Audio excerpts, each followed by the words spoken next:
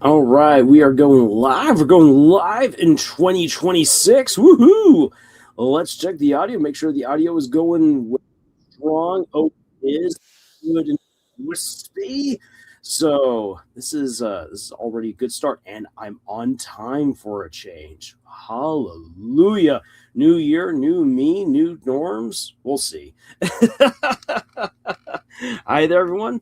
Lars here from Camille's Harem, channel for novice authors by novice authors, and welcome. Good morning, good evening, good day, wherever you are at. I hope that you are doing well, and thank you so much for joining me for the very first live stream of the new year.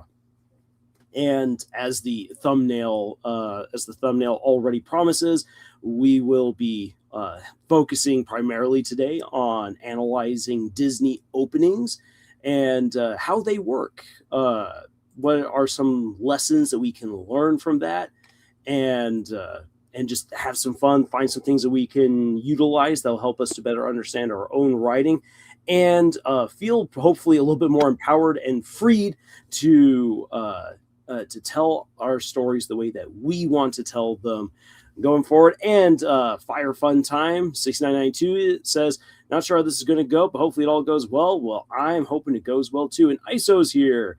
Hello, happy first stream of the year. Thank you. And I'm so glad that you're here. That you're here with us, ISO. Perfect timing too. I just got my new sword in the mail. Hey, awesome. You got a new sword. What kind of sword did you get? Meanwhile, I'm looking over here at my hand and half sword.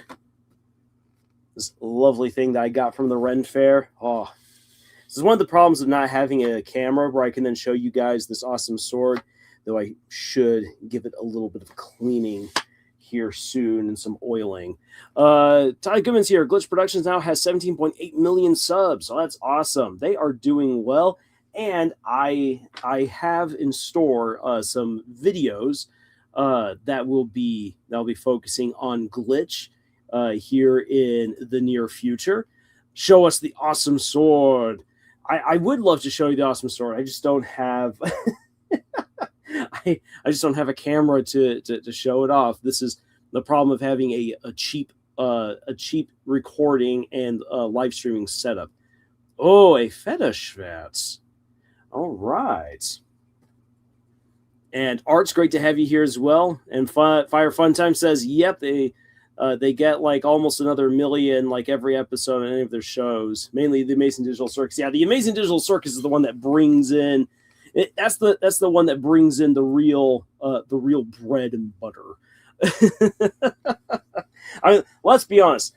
Glitch is amazing. I love all of the shows that they've been releasing recently, but the Amazing Digital Circus is definitely the one that has made them famous. Art says, did you see that text from Toby? I saw it earlier today. I had actually gotten a meme from a friend, and I was like, what is this? What is this? What is this weirdness? And then I saw the actual text, and I'm like, Sham, what are you revealing to us? Also, I love that Chris is like, I don't know if I don't use the Apple shampoo, if Susie will recognize me. That is a great bit from the game.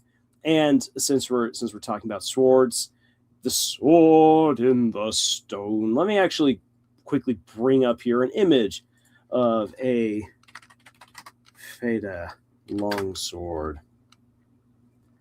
So funny seeing Feda because the German side of my brain immediately goes to feather. So unless the sword is supposed to be really, really light, I don't see that maybe it was forged by someone named Feda. Let's see here. Where's a good picture of one of these swords? Here we go. We'll use this. Use Feder longsword and show off what ISO has gotten in the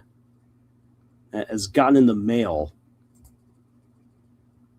Let's see here. Well, hopefully it will show it, because remember last time I was trying to show images of one of the books I had just gotten, and it wouldn't show it. I'm like, oh, come on. Show it. Show it to me. Say, there you have it. There's the swords. The Fatal Longsword off to the left. Now, Fire Fun Time says, The Hunchback of Notre Dame wasn't really my thing, but I can understand why people have it as their favorite. It certainly has good qualities. And yeah, The Hunchback of Notre Dame is definitely one of those. Oh man, Hunchback of Notre Dame is definitely one of those that I think you kind of have to be in the mood for it. It's not like an immediate go-to. But it did not win any of the polls for favorite opening. However, I do have it teed up because I do want to talk about its opening in terms of comparisons and contrasts to some of the other Disney openings that we very specifically will be talking about tonight. Isa says, I heard from my coach that Federschwert means feather sword, and it is very light. Got to be less than 3 pounds. Wow. That is a very light sword. All right, then Art says, the Hunchback has a good villain that tries to justify his actions to himself in song. God, I'm horny. Please let me kidnap this woman. God's like, no. Actually, Hellfire is a fantastically deep song, not just for its content and what's going on in the moment, but what leads up to it and afterwards. Like how you have everything set up for Frollo to actually still get like one more shot at redemption. He did, after all, listen to the Archdeacon and taking in Quasimodo. Did he necessarily do the right thing? Nah, not really. Like there's the letter of the law and the spirit of the law. Frollo might take the letter of the law, but he's definitely not a spirit of the law guy. But I mean, if you're doing what was quote unquote the right thing, it gives you a chance to amend your ways. But in the Hellfire sequence, that's where we see that he just goes full blown hypocrite. And one of the interesting things that I have not seen many people talk about is how the Hellfire song, like everyone focuses on the lust aspect, but the Hellfire sequence exemplifies basically every single one of the 7 deadly sins, but in unique ways. And so the interesting thing with Frollo is it's not just lust, but he is experiencing all the deadly sins all at once. And it's his hypocrisy that really brings the rest of them to the forefront. And so it's just such an engaging song. I love how hypocritical he is. Yeah, oh my gosh. Frollo, the hypocrites.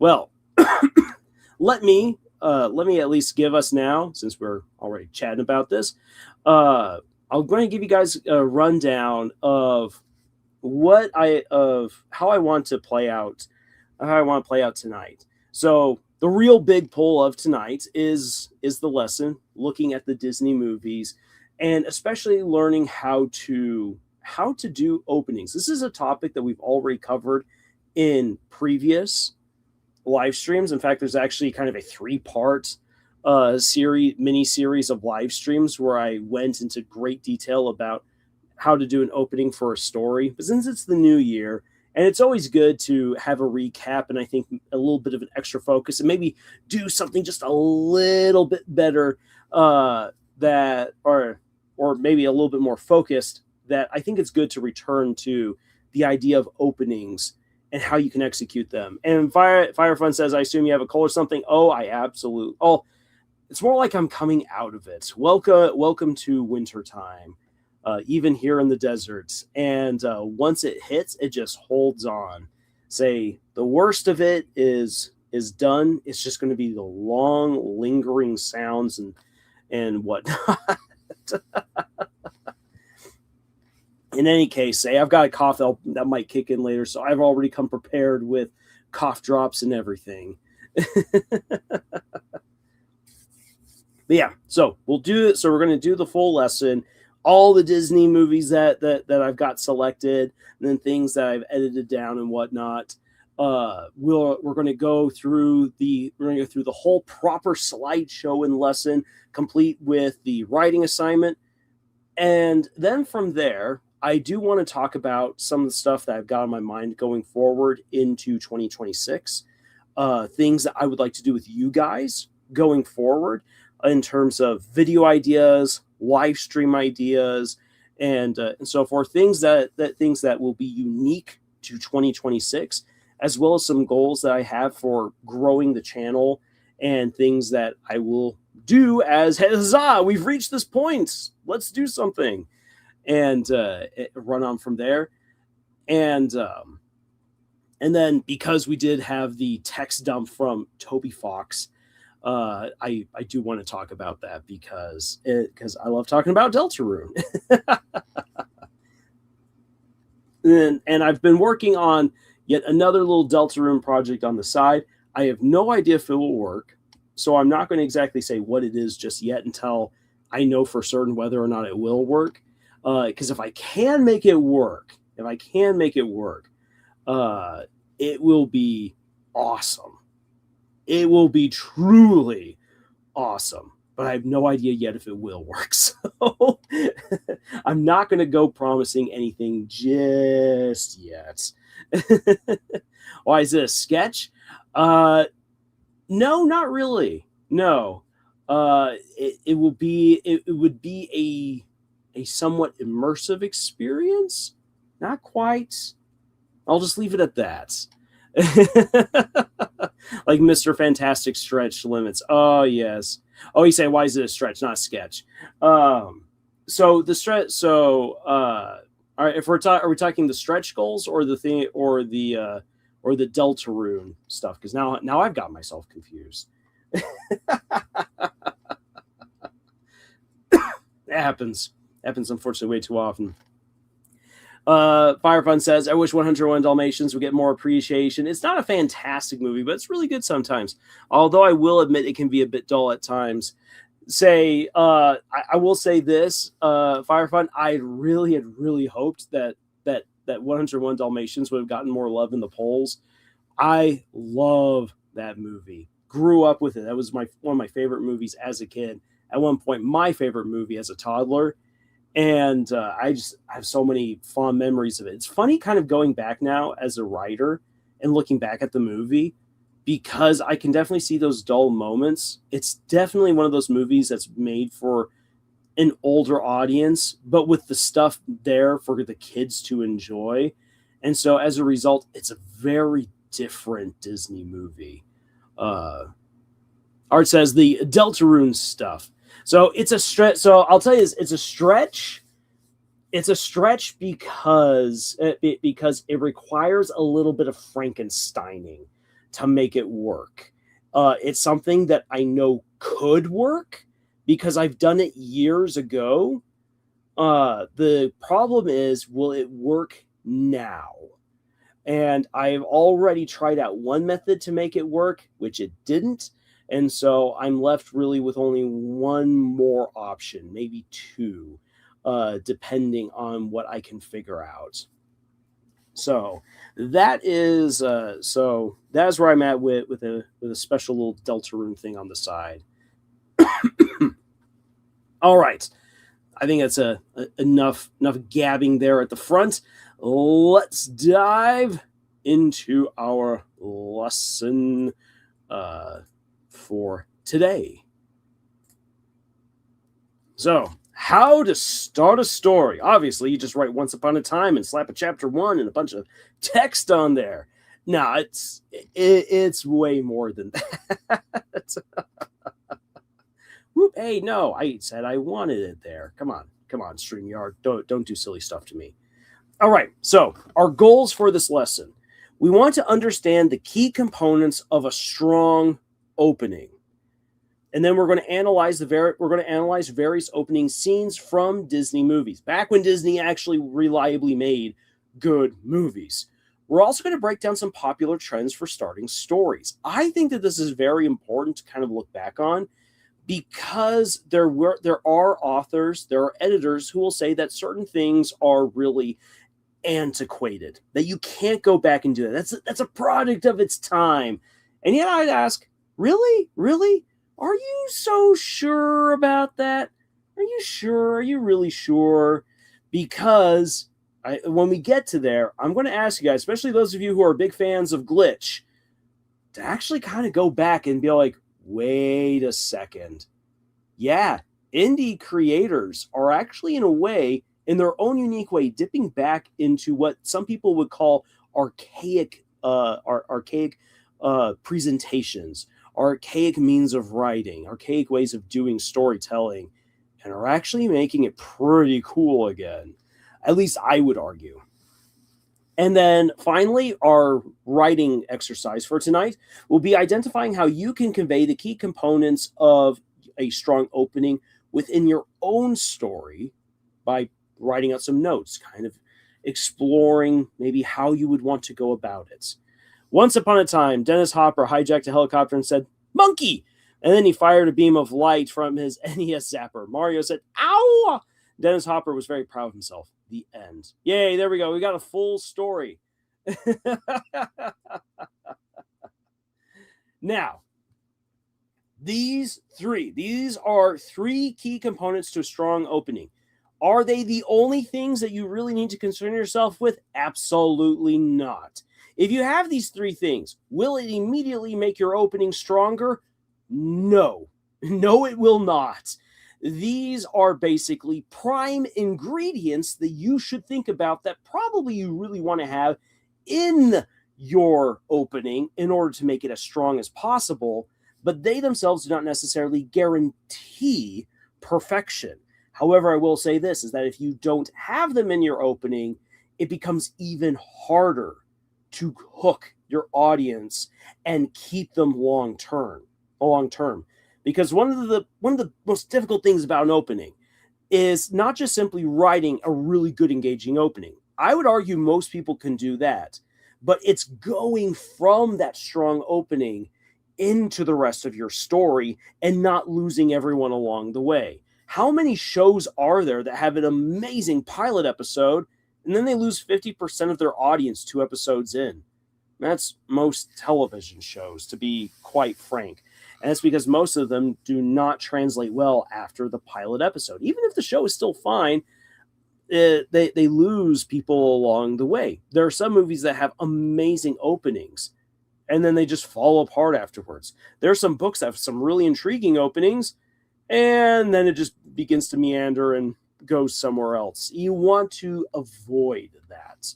And so this is one of the reasons why a strong opening can be really difficult. And the key components are there to not only help you make a strong, engaging, hooking opening chapter or scene to your story, but to then connect that to the rest of your story. Let's see here. I know I missed something there in the chat real quick. Once upon a time, Frog, elbow joint friend of dancer, slow down, but happy birthday. Hope you have a jumpy island. Delirious. The end. I see. I have that stupid Mario Bros. Movie from '93 on the brain tonight, man. Maybe I shouldn't say stupid. I'd say it's more silly. Yeah, we'll go with silly. Stormcrow's here. Great to have you here, Stormcrow. Lars, Happy New Year. It's the strongest opening I can think right now is Stephen King's opening line. The man in black fled across the desert, and the gunslinger followed, which is a great opening right there.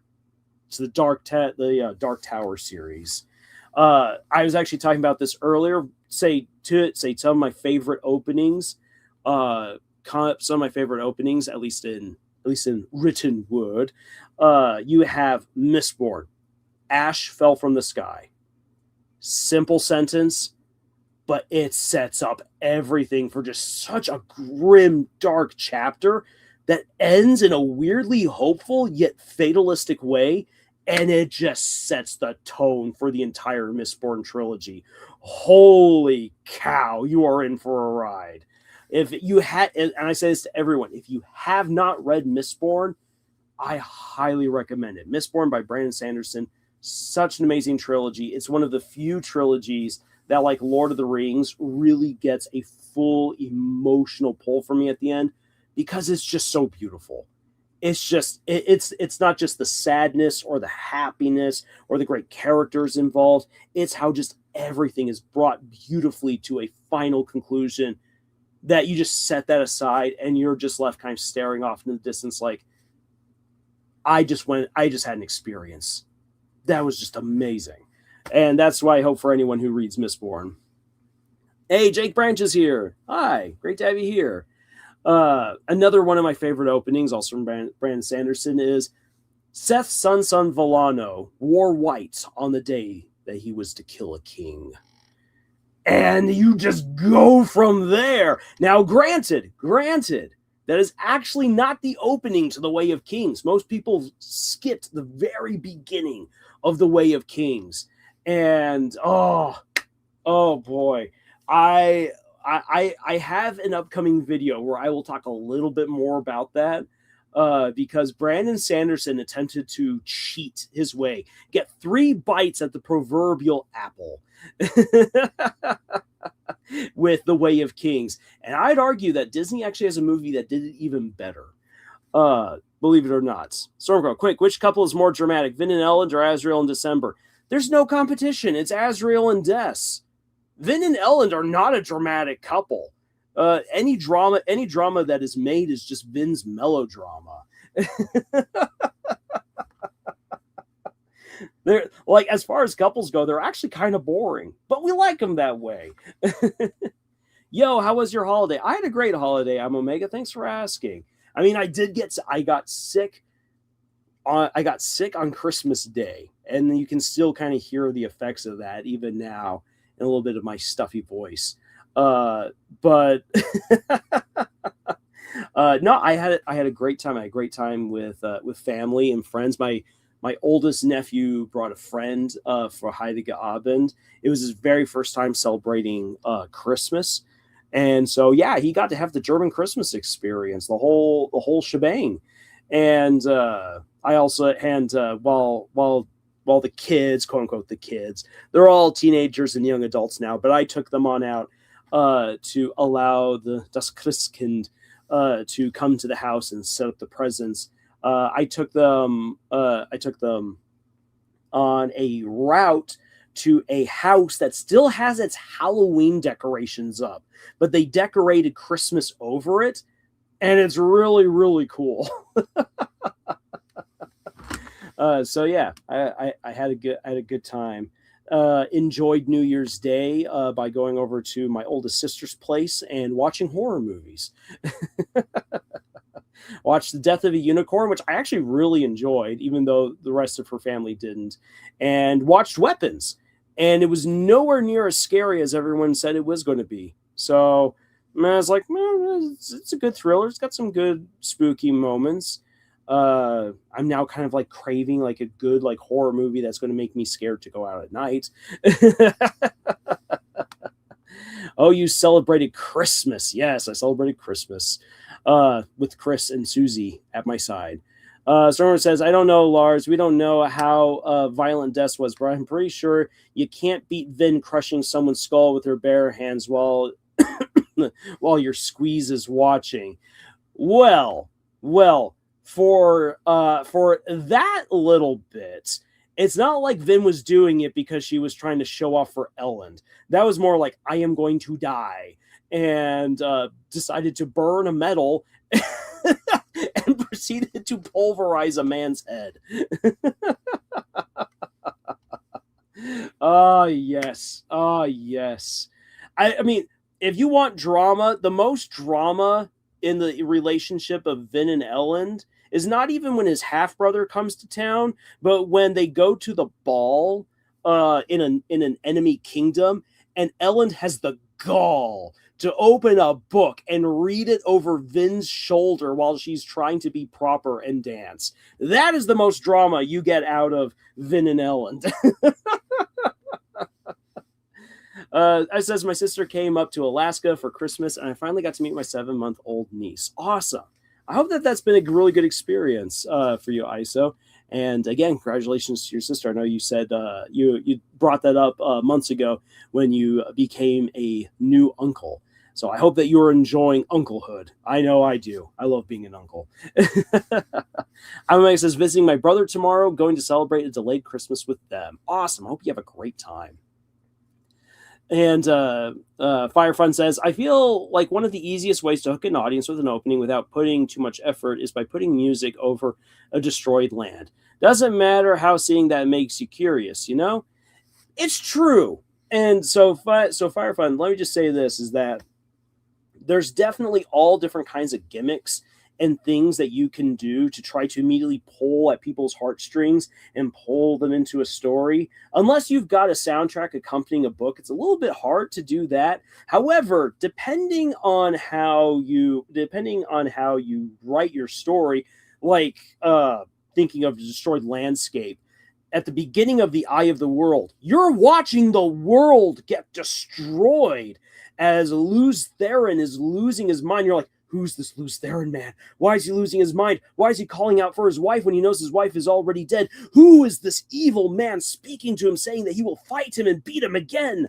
And you're just like, what on earth is going? As just the world seems to be ending. And then he like rips the earth apart to try to kill the man in front of him. And you only find out a couple of books later on, you're like, so that's how we get the spine. Oh, that's horrifying. Like how the world has just been completely reorganized by one madman. It's a great opening to a book. And you have no idea who these characters are. In fact, you barely understand who the heck Luz Theron was even supposed to be until a couple of books down the road. But it's a great opening to the series. The Dorcas Stage Team says, when we theorizing, we be theorizing when we get to the end of this here lesson. And then we're going to get to some theorizing. Des, mom's going to kill me if Chris comes home with another bump on their head. Psh, brain damage builds character. Now that sounds like the holiday way. So she was a very curious baby and loud, but adorable and hilarious. She likes smirking. Oh, that is cute. That is very cute, ISO. And I'm so glad you got to spend time with your niece. Art says, but brain damage equals deathspan. Hey, and Rubens is here. Back after 4 billion years of exile. Well, it's good to have you back, Rubens. Good to have you back. All right, so back to the lesson, y'all. You guys are like my students in high school, always derailing me. Though back then I got paid better for that.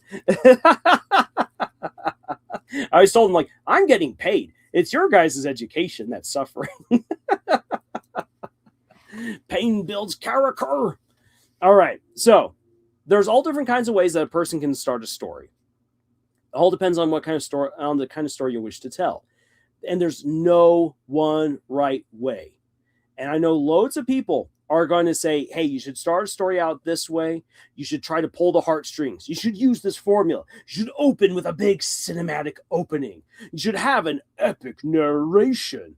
All different kinds of ways that people say you should open your story. And honestly, as we're going to be looking at them tonight, there's a lot of really cool ways you can begin a story. It just depends on what works best for your story, what you wish to tell.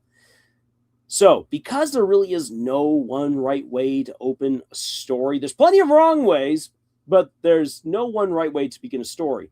What then can we actually use to help anchor ourselves moving forward? It is these key components. And that is, what is the story about? Who is the story about? And how should I feel, or how should my audience feel as the story plays out? These equal the plot, your main characters, and the story's atmosphere. So, in order to understand these components, let's quickly break this down. The plot, easy and simple, straightforward, right? Right? The plot. At the beginning of your story, you don't always want to give away the full plot and destination. However, you need to let your audience know to some degree, well, what to expect. If the first chapter or scene has literally nothing to do with the rest of the story, or it's only tangentially relevant, it doesn't really matter so much going forward throughout the rest of the story, it will confuse and disappoint your audience. So, like, let's actually take, since we've got Deltarune on the brain going on here, think about this going back to chapter 1 of Deltarune. And when you look at how the game begins, with you making the Goner character, who then gets discarded. You're told no one gets to choose who they are in this world. You get put into Chris's body, and then you go to school, and you can observe things. You can observe how Chris looks embarrassed to be holding hands with Toriel, going into the school, go into the classroom, you interact with the kids.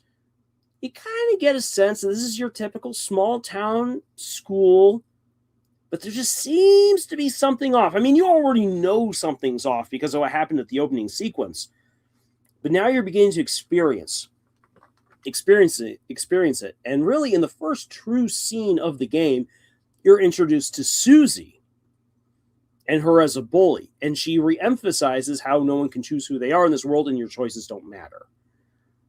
And so there you are given a core thesis that you then end up kind of disproving through your own choices throughout the game, but that the rest of the game seems to continue to insist, no, your choices actually don't matter.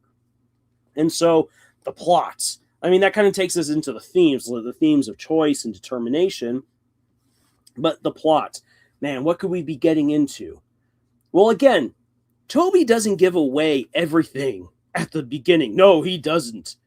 But we're introduced to one of the most important parts of the plot in the first main sequence of the game, minus the whole Goner character building.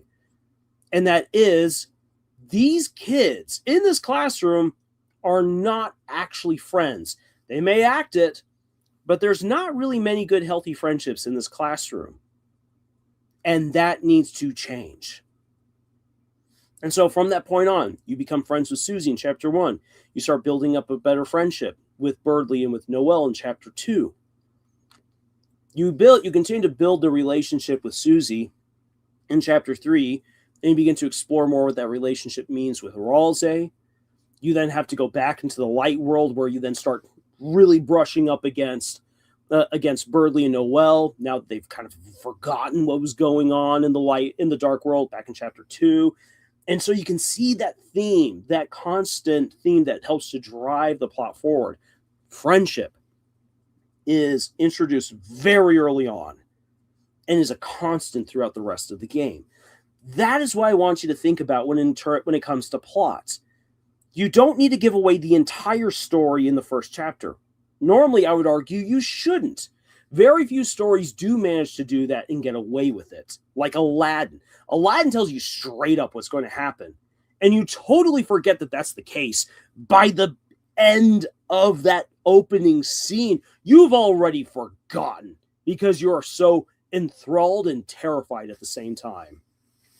So again, some people can get away with that. Most stories don't. And so again, when you think about the plot, you need to introduce at least a bit of the plot, a bit of the overall plot in the first chapter in order to create something that people can rely on going forwards. You also then need to introduce maybe not the main character, but at least one of the main characters in your cast in the opening. It can be the main character or one of the main characters. And then there's the atmosphere. The opening chapter needs to cement the feelings that people should have going throughout the rest of the story. Again, this doesn't mean that you reveal everything or that you're taking away the awe of the twists and the turns that your story will take you on. If you want romance or dread, of course, that's something you have to build up to. But you already want to introduce, this will be about romance. This will be about adventure. This will be about comedy. This will be about horror early on, so people know what they're getting themselves into. If people don't know what they're getting themselves into, there's a greater chance that they'll get off the ride before they've completed it. And you want people to complete your story because the story is the whole experience. And also, people who complete a whole story are more likely to get that story into the hands of other people. Yeah, say Stormcrow's just being an edgelord right now, Ards, about punishing Chris because Chris is refusing to let Stormcrow do whatever he wants in the game. Sorry there. Yeah, we don't. We don't. Again, coming back to the very beginning of the game. Your choices don't matter. Your choices only matter according to what the conspiracy will allow you to do. Which is why Susie's ultimately the real hero of Deltarune. Just going to say. Now, I saw that Fire Funds had something up here. I saw World War Z and I'm suddenly intrigued. If stories happen too fast, it can turn me off immediately. For example, I tried to watch World War Z, I think, and stopped very early on because things were just happening too fast, you know? So that comes down to a matter of pacing. So here's the thing. The book World War Z and the movie are two very different things. Two very different things. The book is a series of interviews with the survivors of the zombie war.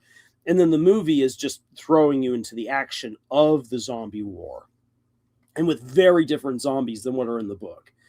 World War Z just basically appropriated the name of the book and then ran with it with a very different story. I would argue, though, that World War Z does an amazing job building up Brad Pitt's character throughout the story, while even though it gives you such minimal information. It does a fantastic job because you're seeing a man in action. His actions are supposed to speak for everything that's going on. Because you're living in a world that's on the brink of disaster. It's not even on the brink. It's in the middle of a disaster. You're not going to get solid information. You're not going to understand what's going on. But that kind of pacing can be very jarring, especially combined with an end-of-the-world story. Because we're so used to end-of-the-world stories telling us what's going on. They really do. Think about it. Most end-of-the-world stories tell you what's going on. World War Z doesn't.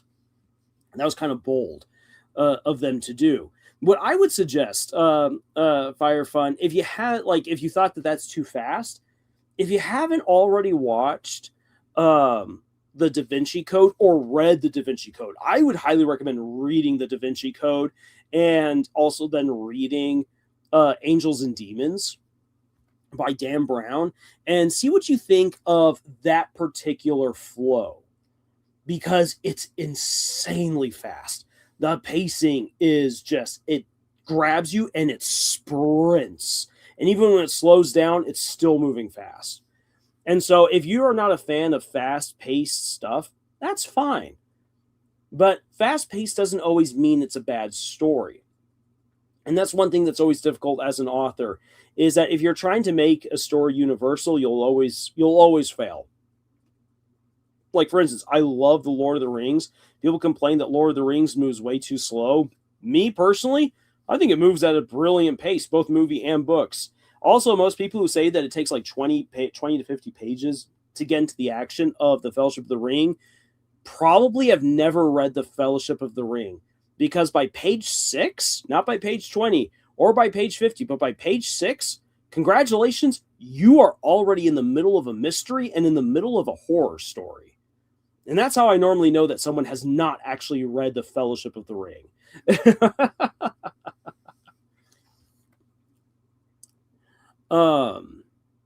Merjon says, Firefly says, Merjon said what you're talking about. Pretty good in the first episode. Yeah, moving pretty fast and also communicating a lot of stuff. And actually, we'll talk a little bit more about Murder Jones, I think, later on in this lesson. Chris just has a flair for the dramatic. I mean, look at the way they give Susie their knife. Oh, boy. Chris, my dude, Chris. When you offer the knife, either to a friend or to the dragon girl that you like, you do not offer its blade first. You flip it around. The blade is supposed to be looking back at you, sharp and pointed away from your hand, so that way you don't accidentally slice your hand, and you present the handle. That is how you present the blade. I say this as a guy who got his whittling chip after throwing a knife at his friend's head. I was a very stupid 12-year-old. Do not do like I did. He's okay. At least as far as I know. Maybe me getting shot at in college was just karma finally getting back at me for that knife throw. Iso says, so if I have a dark story about monsters, eldritch catastrophe, and insurmountable odds, An opening chase scene at night is good. Yeah, I'd say it could be really good.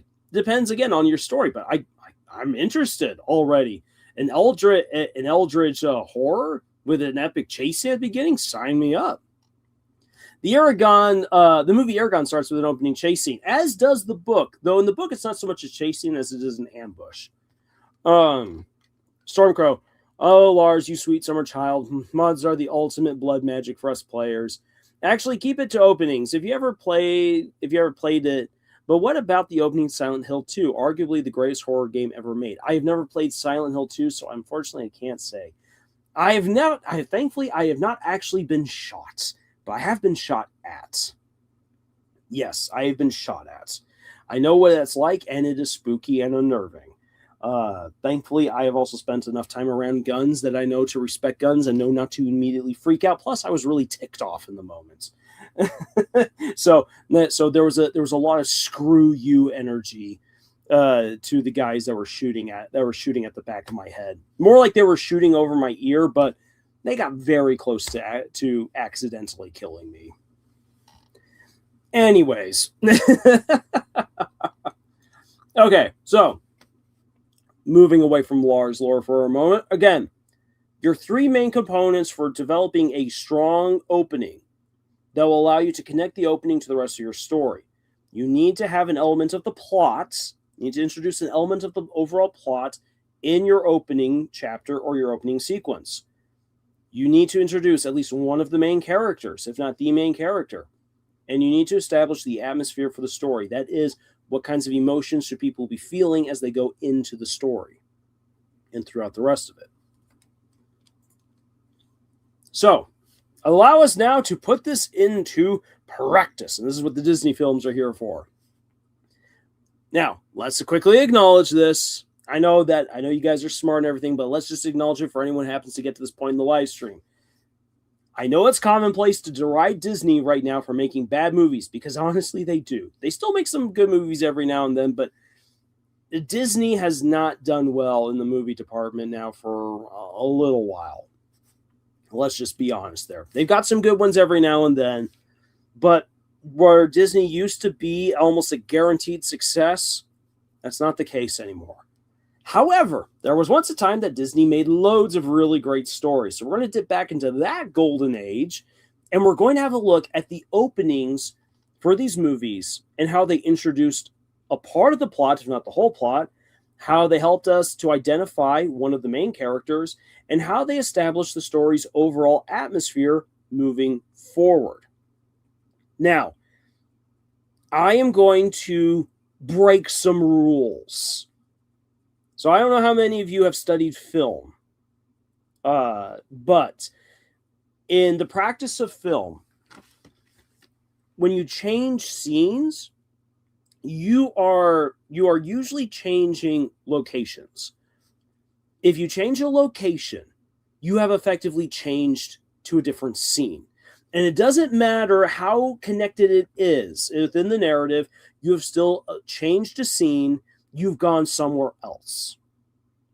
And that's an important distinction to make, because I am going to say differently going forward for some of these movies, where I say, look, I know that we've changed to a different place, but narratively speaking, like if this was a book, this would all be one chapter. This would all be one scene, or two scenes again connected in the same chapter. Allowing for the audience, aka the reader, to experience the full flow of emotions and get all the information that these scenes have communicated. And in some cases, I would even argue that even though there is technically a scene change, that the filmmakers very purposefully did what they did because they wanted it to flow so seamlessly that you as the viewer do not subconsciously clock a scene as ended and then move on to the next. This is something that we do instinctively. So let's see here. Let's use a good example.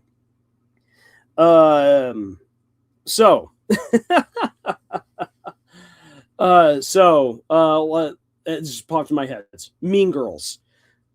Mean Girls, but when the main characters like, and the main character realizes that she's now kind of in a competition with Regina George for the guy that she likes, and she's like, I know exactly how this would be determined in the animal kingdom, and you get to see all of the kids act like feral animals as they're attacking each other, and it's really hilarious. It then cuts to stuff happening in a different part of the school. Technically, two very different scenes. Narratively, it's all meant to be the same thing, because it's like, okay, I realize that Regina George has got her claws in the boy that I like. So now I'm going to go talk to my friends, and I'm going to find out what can I do to take the boy away from Regina George. Boom. There you go. Byron says, I feel like action scenes are both fun, hard, and somehow easy to write all at the same time, at least in books. I've dabbled in writing little things, but mostly I'm just interested in it. I feel like Disney's dwindling in good movies happened around 2018 to 2020. Yeah, that's where it began. That's where it became far more prominent, because that's really when it began to show how much they had just gone in all on the MCU and on Star Wars, just thinking that the money would never stop flowing. Such a disappointment. But let's hear. There's something I had in mind there. So Fire Fun. As someone who, I love writing action sequences, I love writing big battles and small battles. I love all the battles. I'll say this. It's easy to plow ahead and just write the action. It's actually hard to write a good action scene. And it's because of how action is conveyed to people, and how you can communicate information. If you're communicating too much information, keeping the pacing going, making sure that things are sensical in the story, keeping mind of not just the characters and their actions, but the terrain. Action requires a knowledge of so much stuff happening all at once. It's very choreographed, and if you mess it up, people realize it, and it becomes very embarrassing when they catch you. So it's really easy to just plow ahead and write action, but to write good action, ooh, man, you really have to knuckle on down. There's a video that I've intended to make now for a very long time, actually, on how Payne and McKay, the guys who made Rings of Power, arguably, and I do mean this, I mean this sincerely, arguably they wrote an excellent fight for season 2, the Siege of Eregion. By the numbers, it's amazing. And yet in execution, it sucks. It really does. It's awful. But by the numbers, it's amazing. When you break it down piece for bloody piece, the Siege of Eregion, it's intricate. It's wild. It's emotional. There's so much going on. There's so much that's being built up. So much that's already built up to this moment. So much going on. And really, it's actually very well choreographed. And yet it sucks. It sucks because of the execution. It sucks because of how they executed all of these action scenes, because they lost the logic. They had some great ideas, but executed so badly that the formula, because they had an excellent formula that they were using, they scrubbed it. And it's a proof that just because you have an excellent formula for your writing does not mean that it's going to be a good story. That's what, if there's anything to take away from Rings of Power, it's that you can follow the numbers perfectly and still screw up. I says, oof, making me think about my old action scenes that I wrote. So cringe. Hey, ISO, I'm right there with you. I've been there. One of the best bits of advice I've ever gotten for writing action sequences was just make the sentences shorter. Convey the speed and the action, the adrenaline rush with clipped sentences. But wait, I've got characters performing really crazy bits of action and fighting, and I want to show off the technique.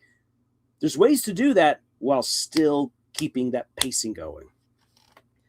Actually, since I've got Bleed, Steam, and Steel right here, I might have to read a little bit of that later on, because if I do say so myself, I feel like I nailed it for a couple of those fight scenes. But that's thanks to two excellent people reviewing my story for me and helping me out. Art says the golden age of direct-to-video sequels? I know. Actually, weirdly enough, the golden age of direct-to-video sequels is somehow sadly better than some of the movies coming out Disney today. Oh, that's depressing to think about. Art says, whenever I think of Mean Girls, I think of the Golden Girls. Yes, awesome. B. Arthur would be a snarky one. Yes. Okay, so without any further ado, let's get started. Now, as we get started, here's actually what I want you all to do for each one of these. We're going to start off with Treasure Planet. Treasure Planet was the first one to win one of our polls. What I want you to do is this. Take a moment and pull up the opening. If you drop out of the stream for just a little bit and watch the opening, that's fine. You pop back on in here. I'm going to chat for about 4 minutes. Just chatting for 4 minutes before I then launch into a full dissection of the opening sequence for Treasure Planet. Now remember this, as you go and you watch it on your own, or if you just want to stick around here and then watch it, the 3 things that we need to look for are, is the plot or a part of the plot introduced? Is at least one of the main characters introduced? And is the story's atmosphere made clear?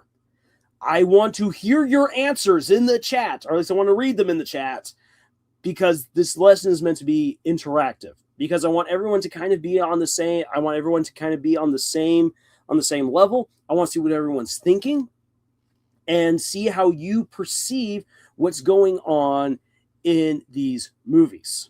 Because that's very important. How you perceive what's going on will determine how you yourself write. So, again, take about 4 minutes, find the opening, watch the opening, and then we're going to break it all down here. And I'm just going to keep on chatting, or you can just be here as I chat. Fire Fun says, one thing I and few people struggle with is just making the same main character again, not being able to make any unique characters, really. This isn't impossible to get over, but it's a challenge. Oh, it absolutely is a challenge. What I would say is this, Fire Fun, is that think about, so one of the things that's helped me to write characters that are not like me or that are different than just my stereotypical, this is my main character, this is my favorite main character archetype, is think about people that you admire and turn them into one of your main characters. Or think about a type of character that you would like to write that you know is difficult and engage with that. It's like, for instance, in my book, Bleed, Steam, and Steel, Asuka, who's one of my main characters, was very different from any other character I'd written up until that point. A young samurai woman who's trying to protect her family from dishonor and destitution and is going on a long shot gamble to make that happen. Okay, that was something new. And so I just kind of I soaked myself. I seeped myself into the way I just said that. I seeped myself into this fantasy world that I created and thought a lot about the culture, how the culture would change who she was as an individual, because Asuka actually went through various iterations before I landed on the girl who you now read on the page in Bleed, Steam, and Steel. And so like that will happen. Take your time with these characters, get to know their world, because their world will inform who they are. Think about people that you know, think about characters that you would like to write, and then pursue that. It takes some work. It takes some time. But if you have a guiding star that you're like, that's what I'm aiming for, that helps out a lot with being able to avoid writing the same character again and again and again. And believe you me, I get the challenge. I absolutely do.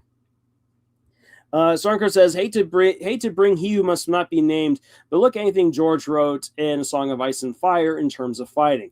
No, so Stormcrow has it right. George R. Martin writes amazing battles. The problem is that George R. R. Martin writes almost no battles. When he writes battles, they are incredible. He should do more of it. He should also just write more. I says, hey, Lars, I've turned you into a character for one of my stories. All right. I'm looking forward to finding myself in one of your stories. I says, this opening is an opening that gives an opening for the opening to open up to being a great opening. Absolutely. There's a lot of opening up going on here, but it's an opening that we need to open ourselves up to in order to fully appreciate the opening of the opening. Let me just tell you. You guys want easy villains for your stories? Crack open a history book and pick out your favorite serial killer.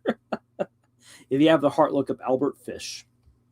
All right. So, enough of the gabbing right there. I think that's enough time for you guys to have already looked it on up. Let's pull up. Now, granted, Disney would immediately copyright and pull down this live stream if I showed the full opening as it is. So I've chopped it up into pieces and stitched it back together. So looking at this opening where you have Jim reading a book. You don't realize at first he's reading a book until his mom walks in, and then he closes it, and then you realize that everything you've been seeing with Captain Flint is just there in the storybook. And he's like, Mom, it's just got to the best parts. Please, can we please read it? And so his mom's like, yeah, sure, fine. So they sit down, they read the rest of the chapter together, more like the book reads it to them. And then Jim is all like, so how do you think he did it? Swooped in on the ships and vanished without a trace. And she's like, I don't know. I think it's really more of a legend. But he's like, I really want to find out, Mom. And so you just get this very adventurous boy. But then it cuts to 12 years later, and you see this daring teenager who's got lines of care etched into his face. You can tell he's got problems with the cops. Is he a bad kid? Just a misunderstood kid? We don't yet fully know. But that's your opening. That is your opening to Treasure Planet. This very emotional, almost info dump at the beginning with a mom and son reading this book together, having a good time together with their conversations. You can tell it's a loving relationship. And then you just kind of jump to this jaded future. And that right there, that's your opening. So, again, thinking about it, guys, do we get the plot? Or do we get a part of the plot? If so, what is it? I want to see you guys sound off in the chat. Did we get the plot? And if so, what of the plot did we get in this opening sequence? And Firefront says the Murder Drones pilot has a lot of what the show would showcase in further episodes. Yep. Friendship, romance, horror, Murder Drones, the unique humor of Murder Drones. And then it's introduced the world without giving everything away. Oh, exactly. Yeah, the opening to Murder Drones does everything that you need. Got you tongue-tied. The tonguing to die. Sarge says we don't get so much the plot, but a look at the main character. No, we absolutely do. We do get Jim as the main character. And we'll return to the character. I would argue that we actually have.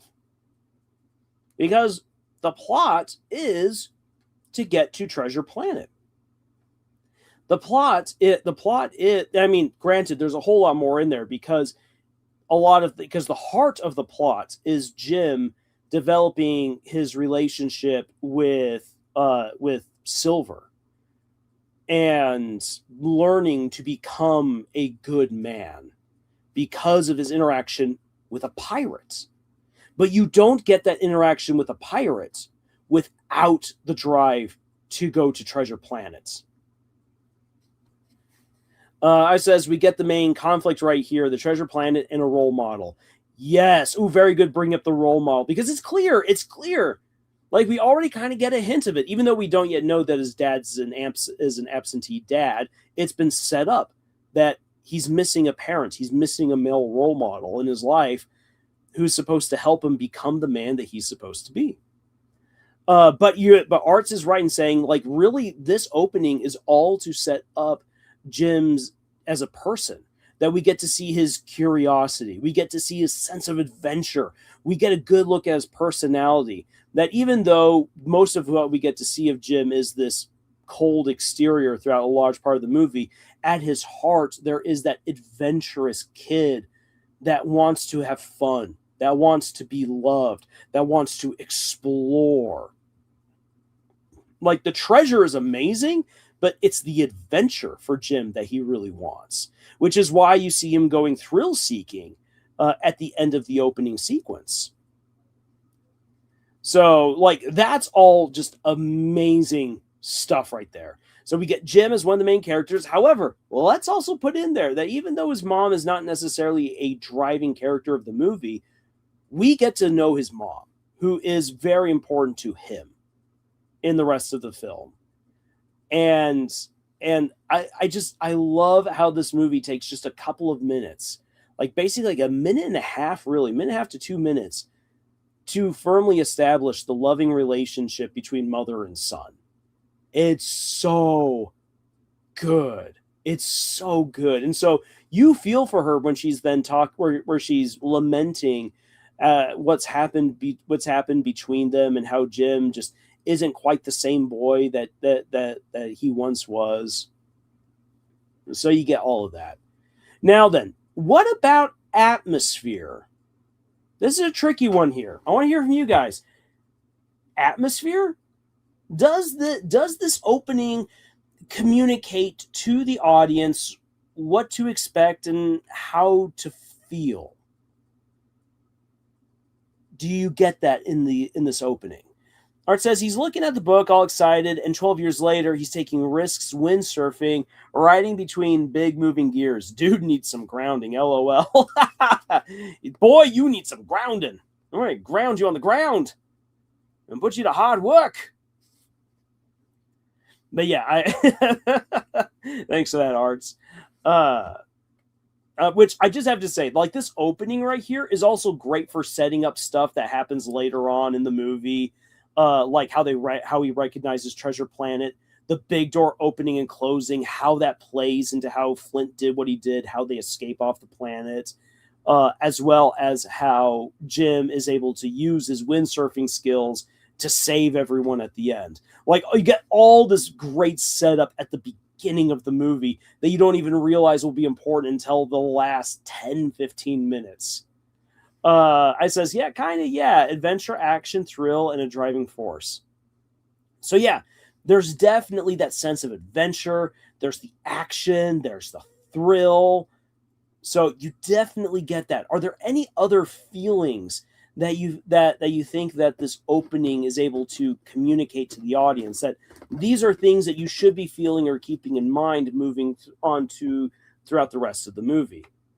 Like, it's not like, so you were so close, but you didn't get it. Like, no, you got some right answers there, but we still are looking kind of for the full big picture, because there's even more happening in this opening in terms of the atmosphere. And it's one of the reasons why Treasure Planet, even if people can't put it into words, just almost everyone who's watched Treasure Planet knows that this is a great movie, because it's conveyed, even if we can't always put it into words. We just see it. We know it. But as creators, as aspiring creators ourselves, people who are trying to make our own stories, we need to be able to take that stuff and put it into our own words. So what other feelings might this opening be trying to communicate to us? So I know I'm kind of aiming here for the big stuff, but I'll wait just a little bit longer to see what you guys what you guys are able to think of, and then we'll move on. Oh, it's all lovely stuff right there. Absolutely lovely. Art says, if we're going to stick the landing with the plot, we need to make you care about the main character. Yes. So along those lines, the way that this helps us to make us care for the main character, because there's such a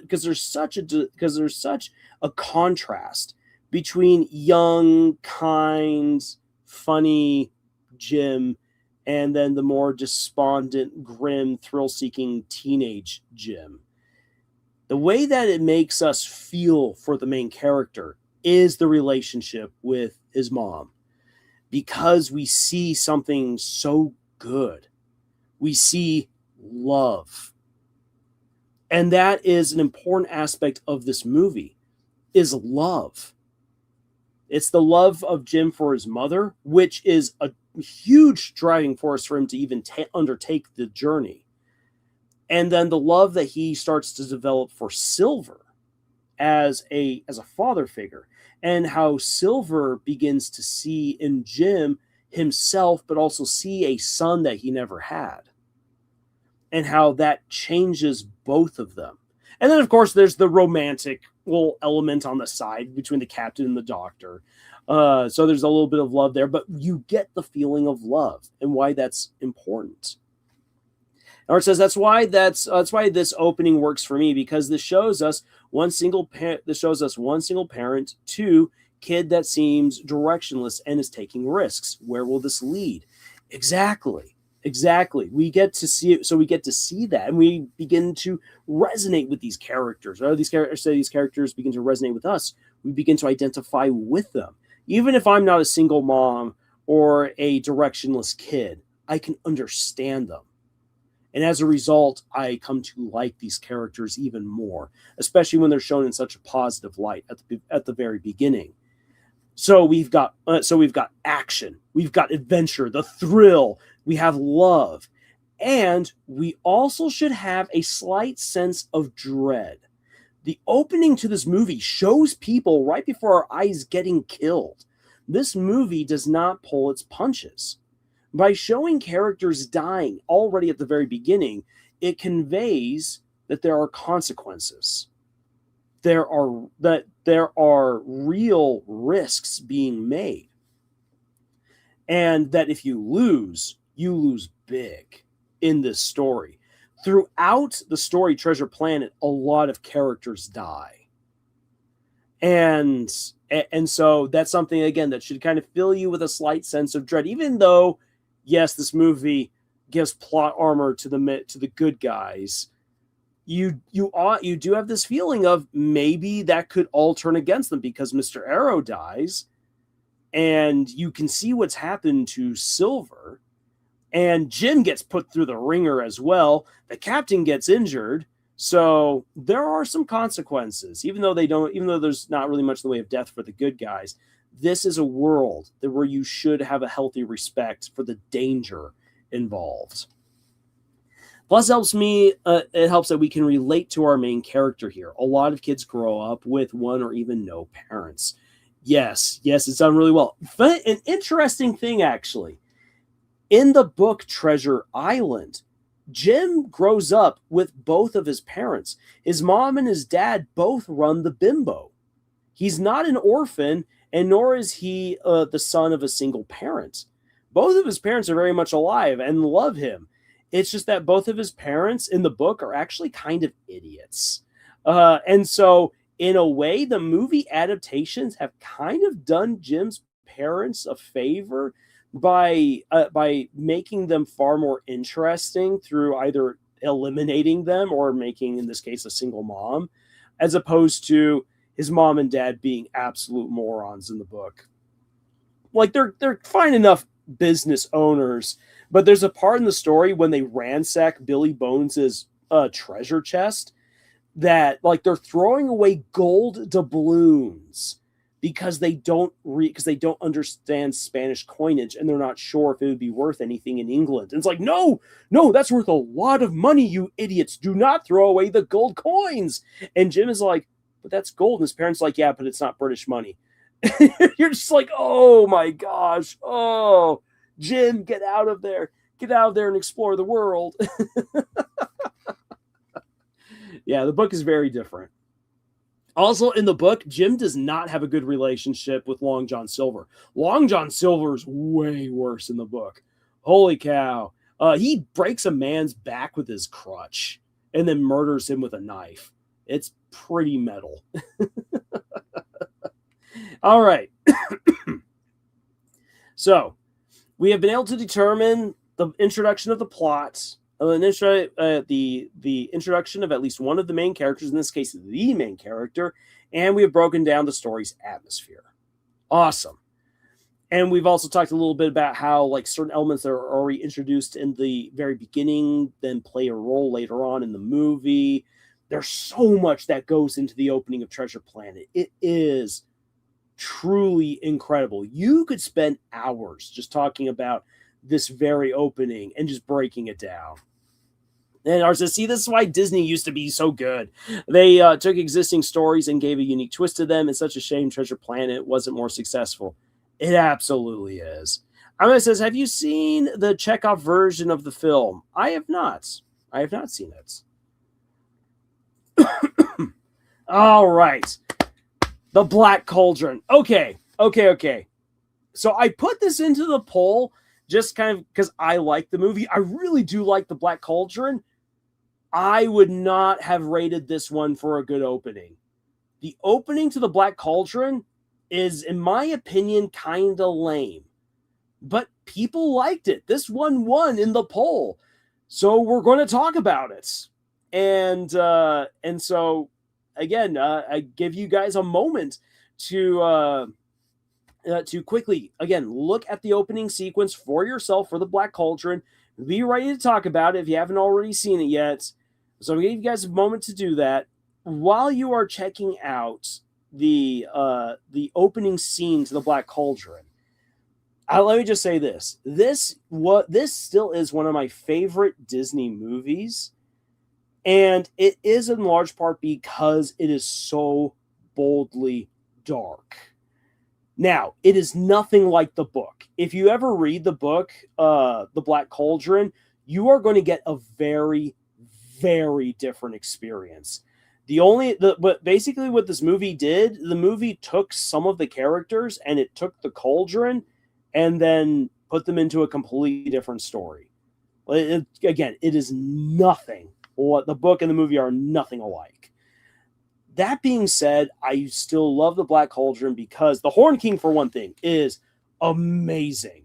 The Black King, like the Horned King in terms of villainy for any Disney villain, is only really rivaled by Maleficent. And then you have to hop on over into live action and look at Davy Jones from Pirates of the Caribbean. Davy Jones from Pirates of the Caribbean and Maleficent are the only characters who can rival the Horned King for just pure evil. And that is saying something, because Disney is well known for its villains. Ursula, Scar, Captain Hook, Sykes from Oliver and Company. That guy does not get enough attention. That man's a psychopath. Holy cow. Sykes from Oliver and Company is just a twisted, awful person. But even he pales in comparison to the Horned King. And so that's one of the things that for me really makes the Black Cauldron such a fascinating movie and one of my favorites from the Disney lineup, is because the villain is just above and beyond. He is just so unrepentantly bad. And then on top of that, his wickedness, his actions drive the story in a way that very few other Disney villains have ever managed to achieve. His very presence just crushes the heroes. And the only other character the only two characters who get close to that or surpass it are Maleficent and Davy Jones. So that's why I really like The Black Cauldron. I will admit, the sword that the Cheapweetzer uses in The Legend of the Ten Lords, my flagship series, that sword is in part based on the Black Cauldron sword that Terran uses, because that's such a cool sword. Holy cow, I love that thing. Now, let's talk about this opening. here, shall we? So again, we're looking for, is the plot communicated? Do we get to know at least one of the main characters? And do we get a sense of the atmosphere for the story? So, again, looking for viewer participation here in the chat. Do we get an idea of the plot from the opening? And the opening is both the opening monologue where you're just looking at the cauldron there, and then when we hop on over to the old man's house and that poor starving cat that just needs some scratches and some love. And please take away that porridge from that poor cat. I say that as I've got a pudding of a cat right next to me. I'm going to take a drink of water here. Why can't the cat be a main character? The cat should be the main character. The cat's the most real character in this whole thing. I mean, if this cat went up against the Horn King, the cat might actually stand a better chance.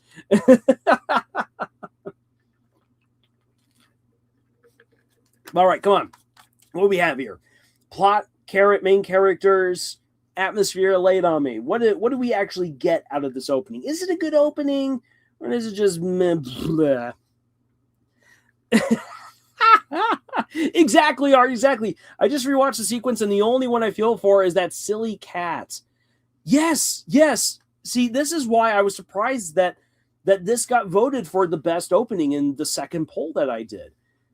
Because it's so hard to connect. It's just the exposition mostly, yeah. It's so hard to connect with these characters. It takes a while to warm up to Taran, because Taran's a bit of an idiot, if we're going to be all honest. And the old man and the cat become quickly irrelevant once we pass Henwin on, the magical pig. Again, the Horn King kind of really pulls this entire story along. So Taran is supposed to be one of the main characters. We get introduced to him. We're introduced to the cauldron. The cauldron is, in a way, its own character within the story, at least here. In the book, the cauldron is just a very evil device that allows for the creation of the Cauldron-born. And the Cauldron-born are already, like in the book, the Cauldron-born are already going. Like in the like once Taran starts going on his adventure, boom, Cauldron-born are already chasing him. Because the main villain, who is not the Horn King is actually a general of the main villain, is already working his evil shenaniganery and raising armies of the undead and sending them out, and they cannot be stopped. The only way to get away from a Cauldron-born is to get as far away from the Black Cauldron as possible, because the further they get away from the cauldron, the weaker they get. And then they eventually have to return and get rejuvenated by the power of the cauldron, so they can then go back into battle. And yeah, it's something. So yeah, like the old man just says, "Oh, he's anxious." I don't get that from the kid. He just seems to be absent-minded and forgetful. Exactly. The characterization of Taran is not good in this opening. You get more of who Taran is as the story continues on. But yeah. So we get introduced to Taran. We get introduced to the cauldron. The plot, well, evil men want the cauldron because they can then raise an army of the undead, and the old man's really scared about the Horn King doing something. All right, so we're introduced to a slight element of the plot. Really, you don't know what you're getting yourself into from the opening. The opening does feel kind of disjointed from the rest of the film, if we're going to be all honest. Especially if you continue to watch, and like 15 minutes in, we're then like in a desert area with wyverns. There's a princess in a cave. Hey, what? Kevin from Gummy Bears cartoons has a much better opening. Yeah. Actually, the Gummy Bears was made around the same time as this. And you might actually even notice that in some of the animation.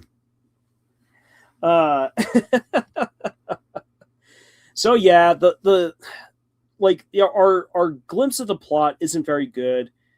We are introduced to one of the main characters being Taran, but it's not a very good introduction. The one thing that the opening does very well, and this is where it does succeed, the opening conveys fear.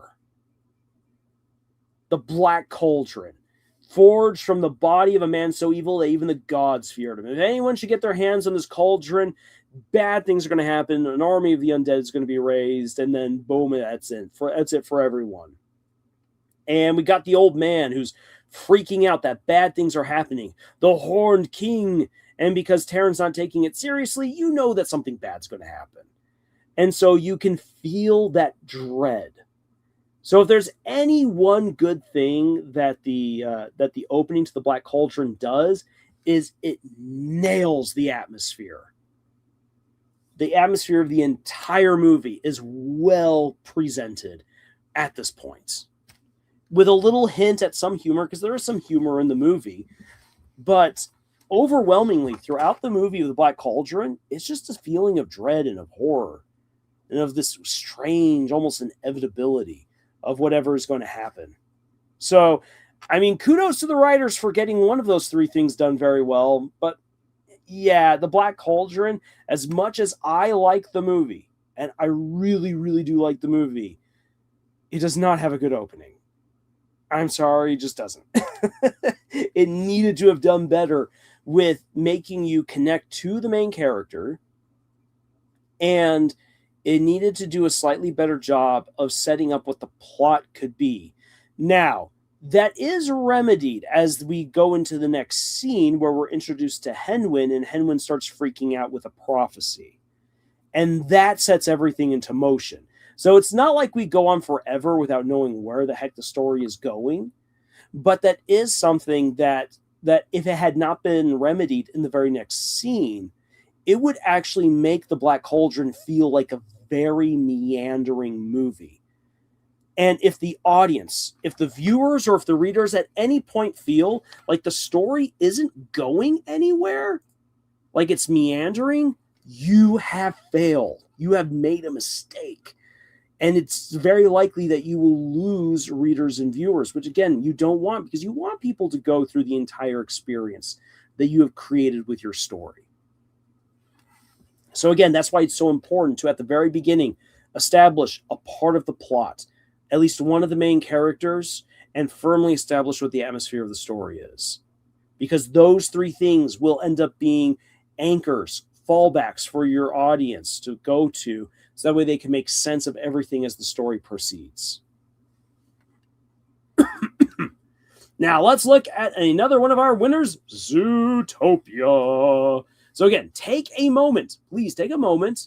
I'll still be here. Don't worry. I'm not going anywhere. Take a moment and go on over to watch the opening scene for Zootopia. Or you can hang around here and listen to me pontificate about Zootopia before we then launch into a dissection and analysis of the opening scene.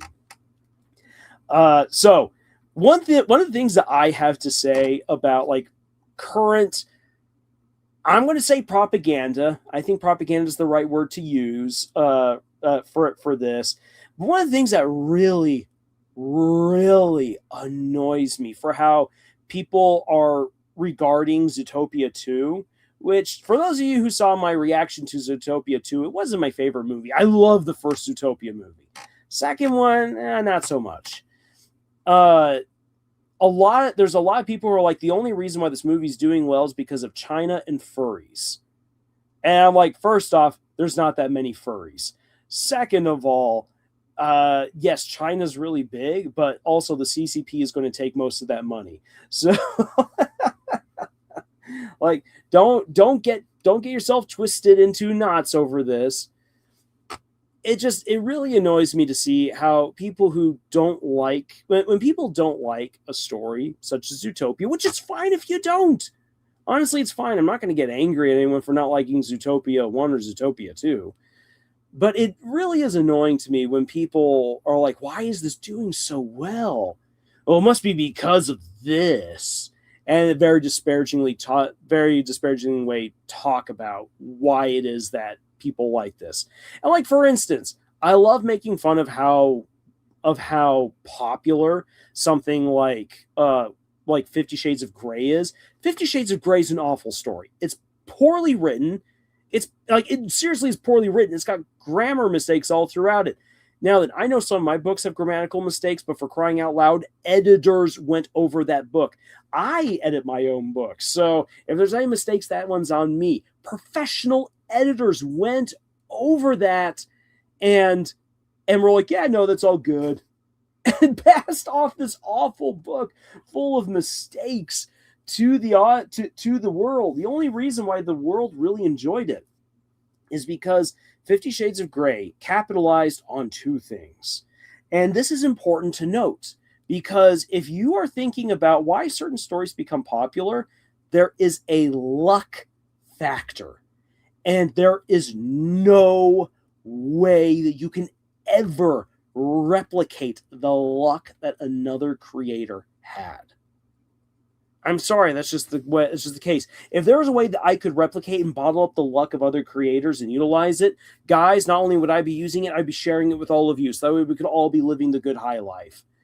But that's just not the way that the world works, unfortunately. It's not the way that humanity works.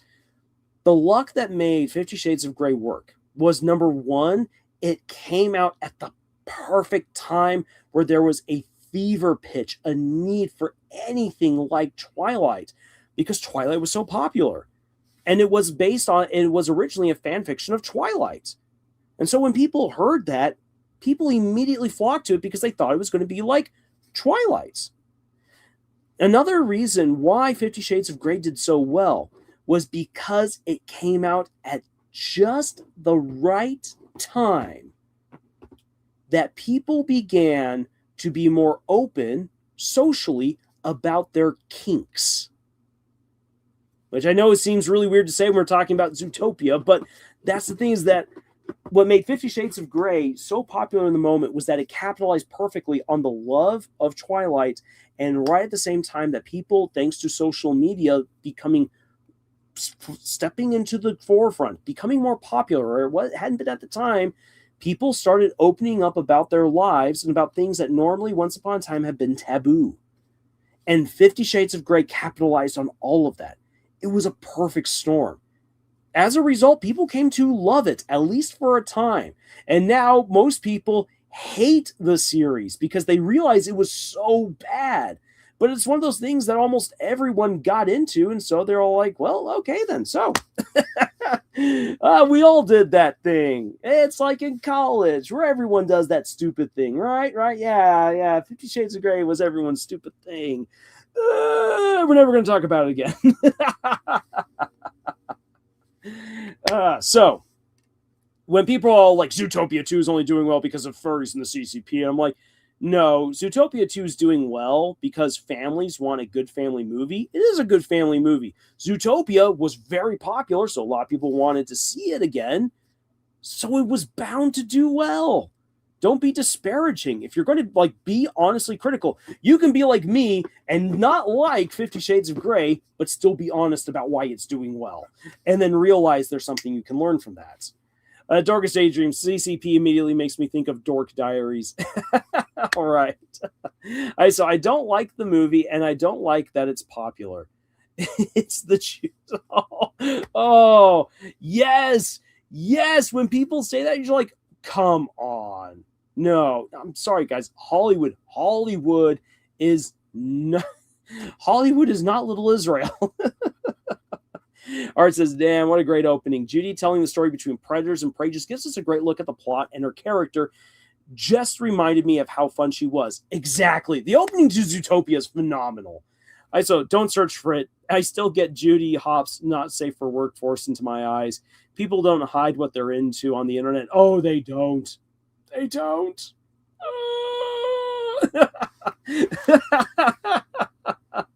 All right.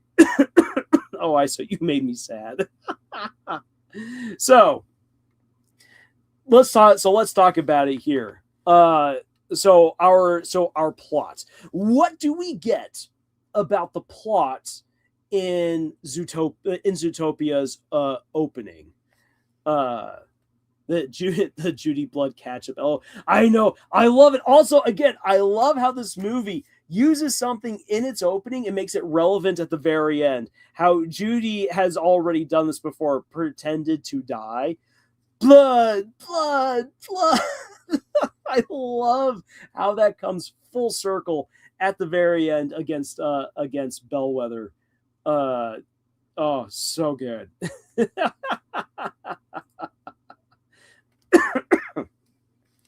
So again, what we're looking at, we've already determined Judy is the main character.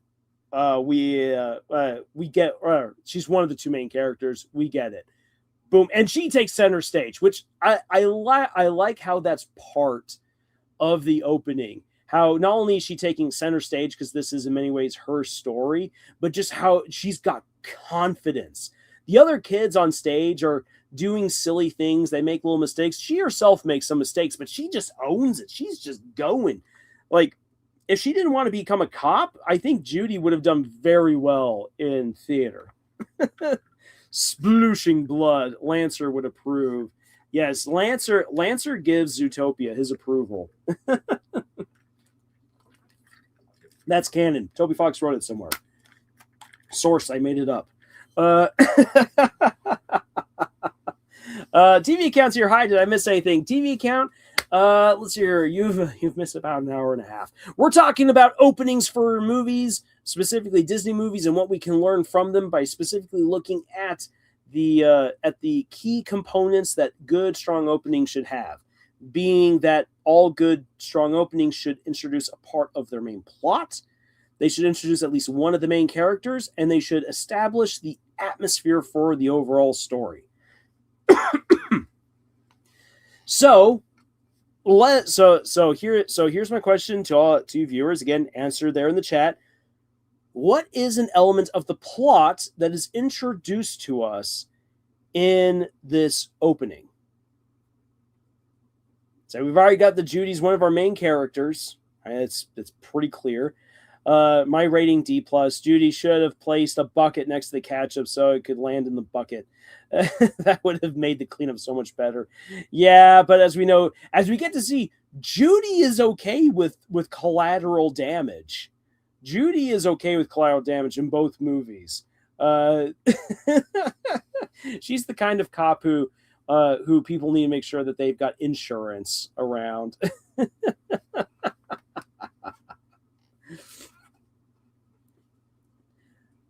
Alrighty. So, plots? You guys are like my students waiting for me to give you the answer.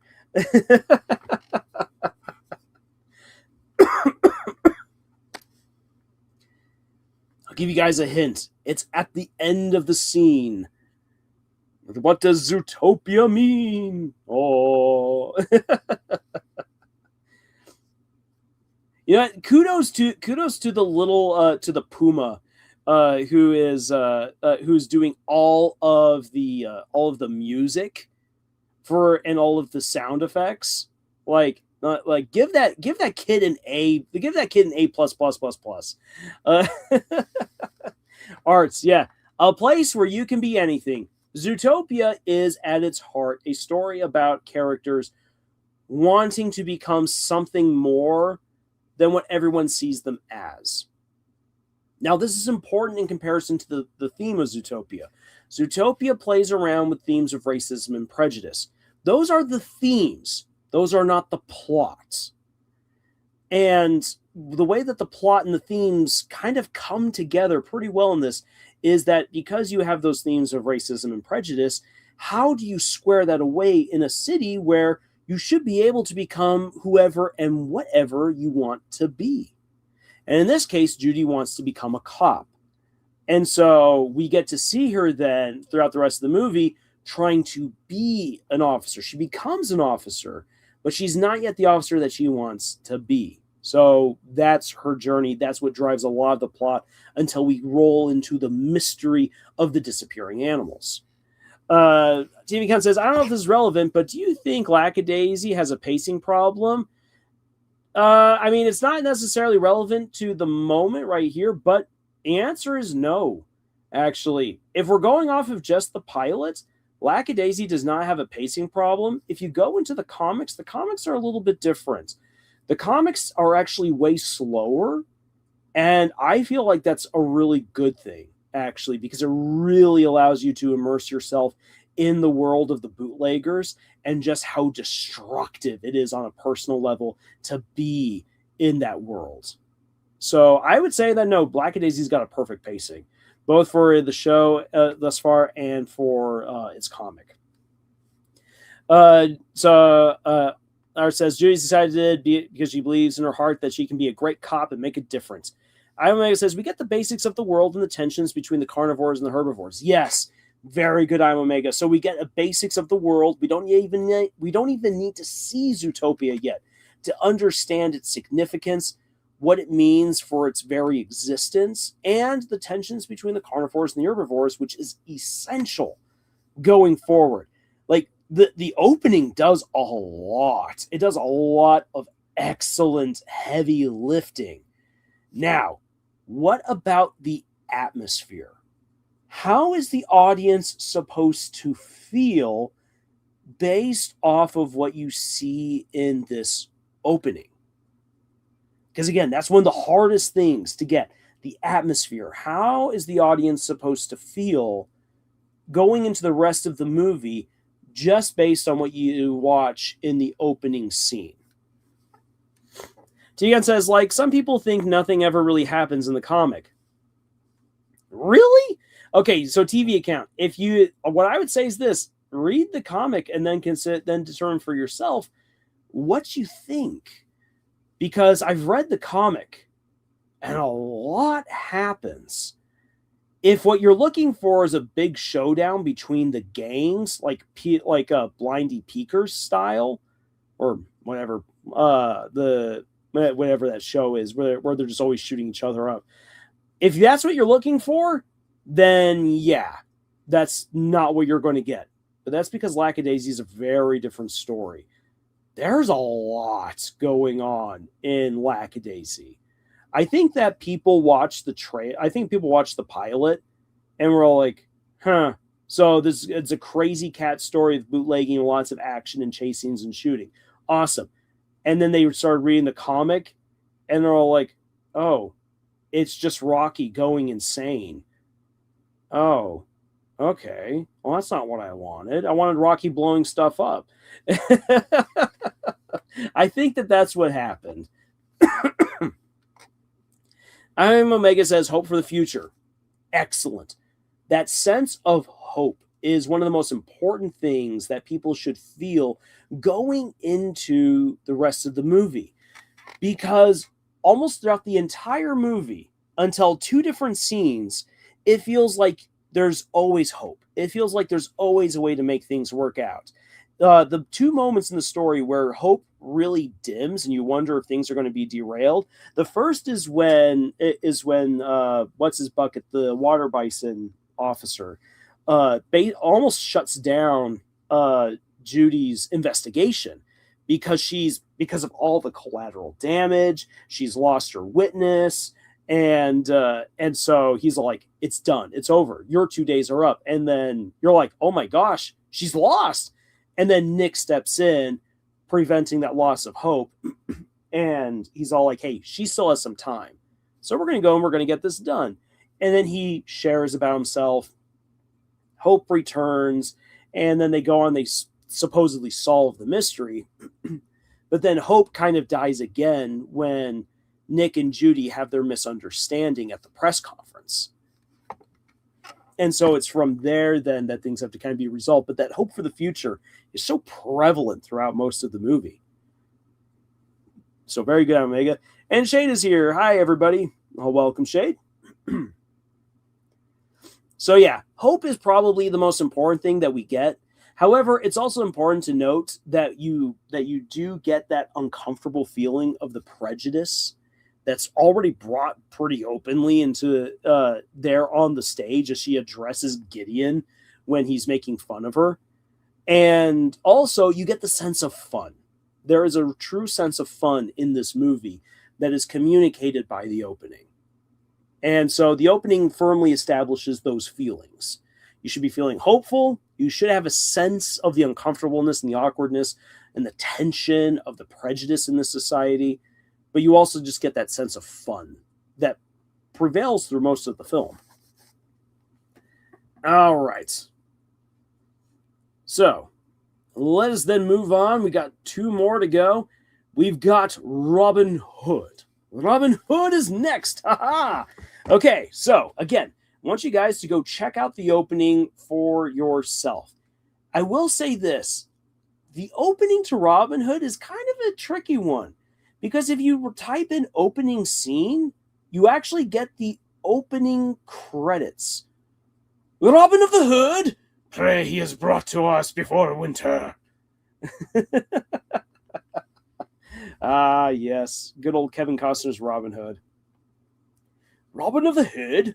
So, Robin Hood. If you go look up Robin Hood opening scene, you're going to get the opening credits. So what you really want, because yeah, the opening credits are actually a part of the movie in the sense of they actually give away a lot of what's going to happen. But then there's also the whole Robin Hood and Little John walking through the forest, laughing back and forth at what the other has to say. You have that, and so you kind of need those two together. Now, as you guys are looking that stuff on up and looking for what is the plot that's already kind of introduced to us, the main characters and the atmosphere, I will say is Robin Hood was not one that I expected to win the poll. So Shade says, I love Robin Hood. Oh yeah, Robin Hood's great. Robin Hood is actually my American grandpa. It is his favorite Disney movie. He absolutely loves Robin Hood. But let me go back and see which other movies competed in this particular poll.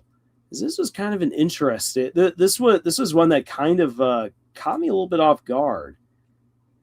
So yeah, I thought that The Hunchback of Notre Dame or Frozen or Monsters Inc. was going to bury Robin Hood.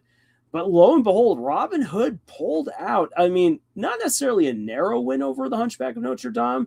It won by, I think, 3 votes by the looks of it. But I was surprised. I was surprised that Robin Hood did as well as it did in the votes. Amiga says, hate to be the smart aleck, but unlike other Robin Hoods, I speak with an English accent. Basically a dig at the other Robin Hood film at the time. Yes. Yes. Oh my gosh. Yeah, that Robin Hood's Men Tights.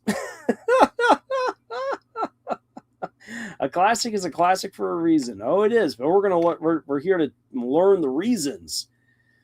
Oh man, there's so many Robin Hood movies, and people know Robin Hood. And here's the thing: is that by the time that Disney did its version of Foxy Robin Hood, and thereby began to awaken the furry feelings in so many people, the thing is that Robin Hood by that point was already very well known in other cinematic representations. And in part, I would argue that Disney kind of relied on people already knowing the story of Robin Hood for their movie, so that way they didn't have to bother with any sort of plot setup. As a result, they could just jump into whatever shenaniganery they wanted, which is, okay, that's fine. If people know the story of Robin Hood, you just roll right on along. There's no reason to reinvent the wheel.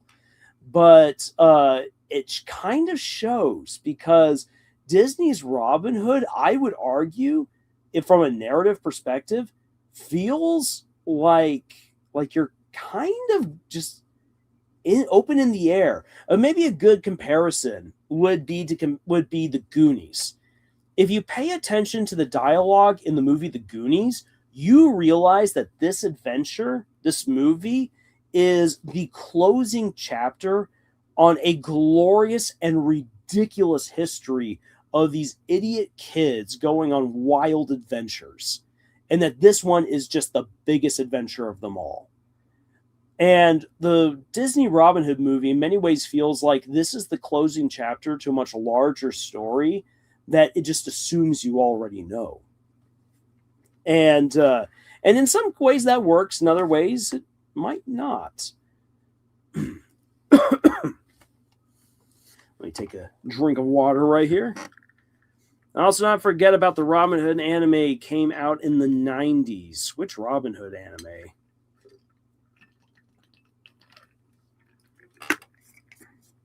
Now, that's one that does not ring any bells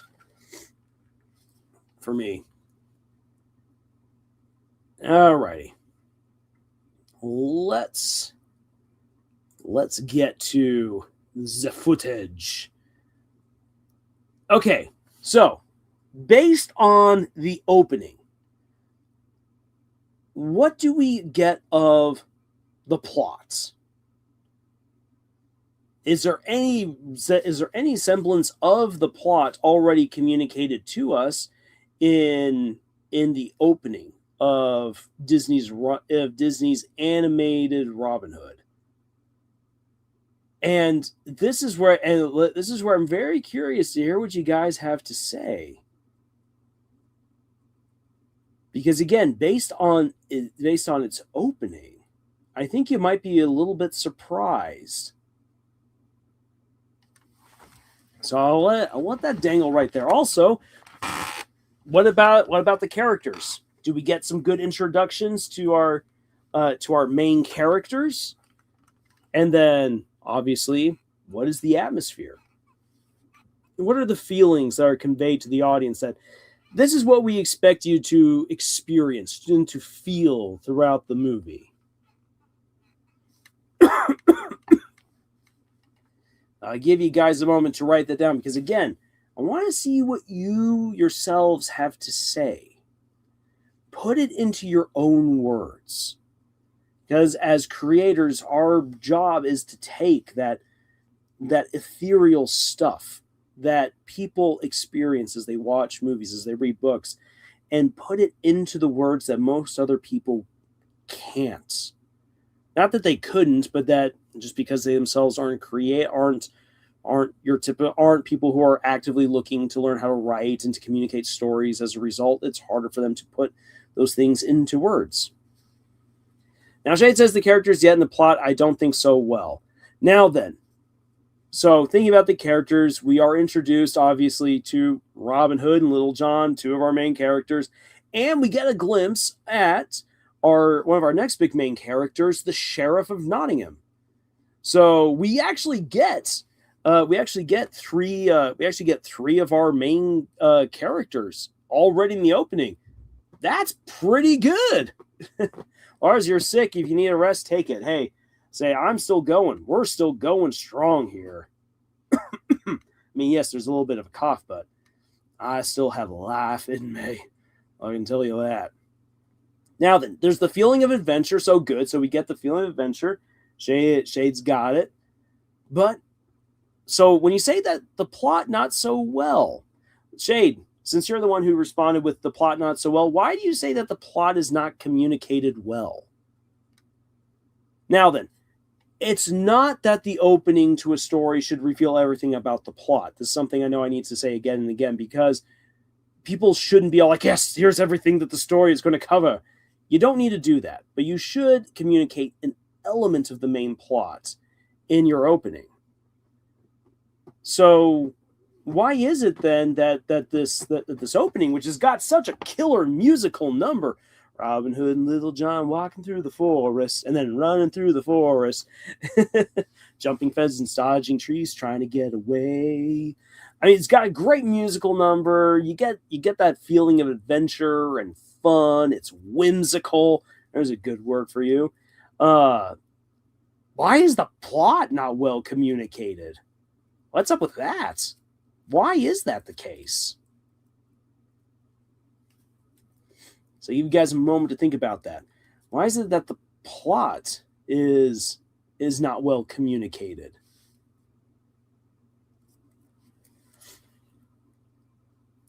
We have entered that moment of dead air. The thing that all radio stations absolutely fear.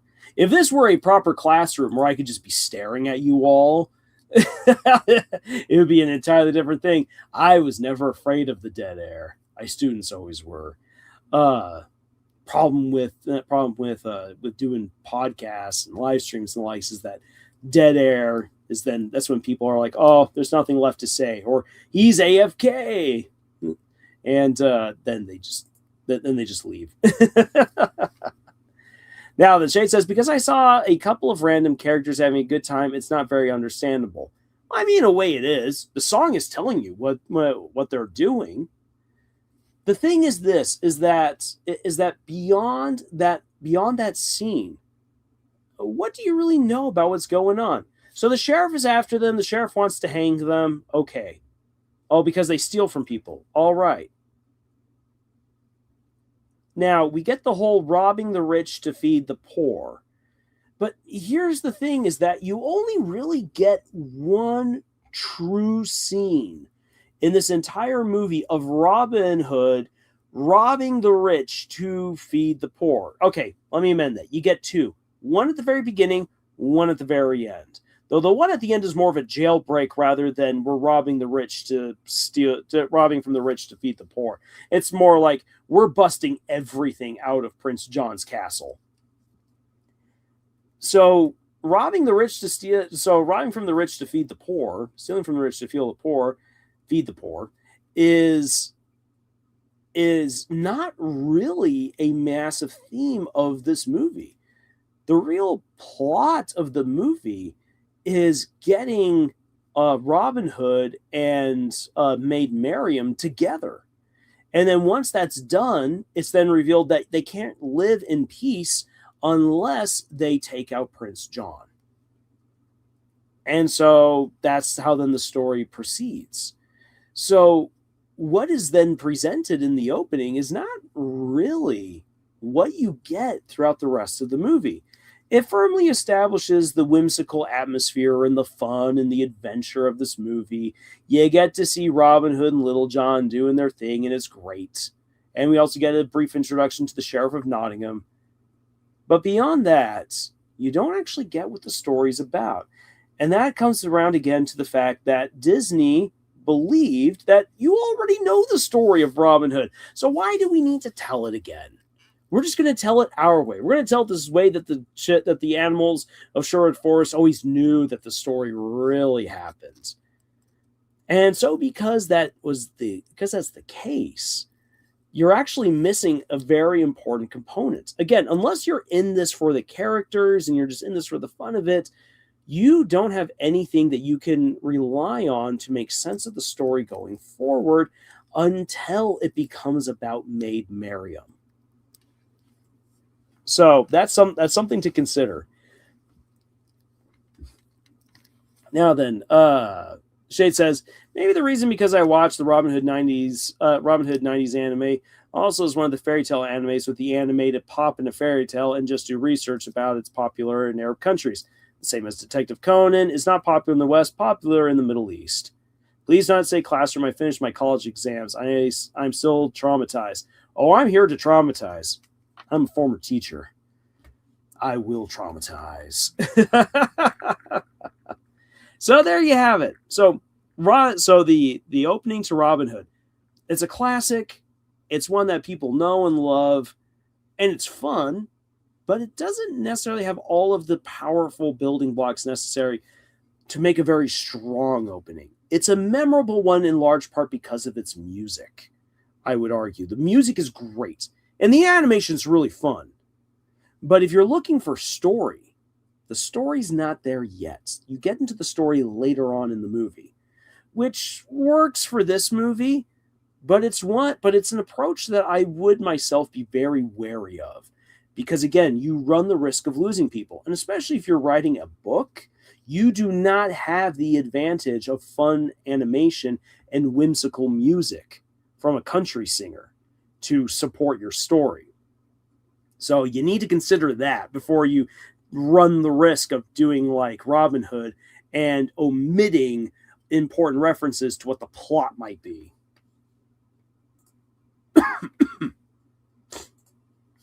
All right, now then we get to Tangled. This one won pretty handedly. I think this is one that really actually like took off with the victory. So take a moment and go back and look up the opening scene for Tangled.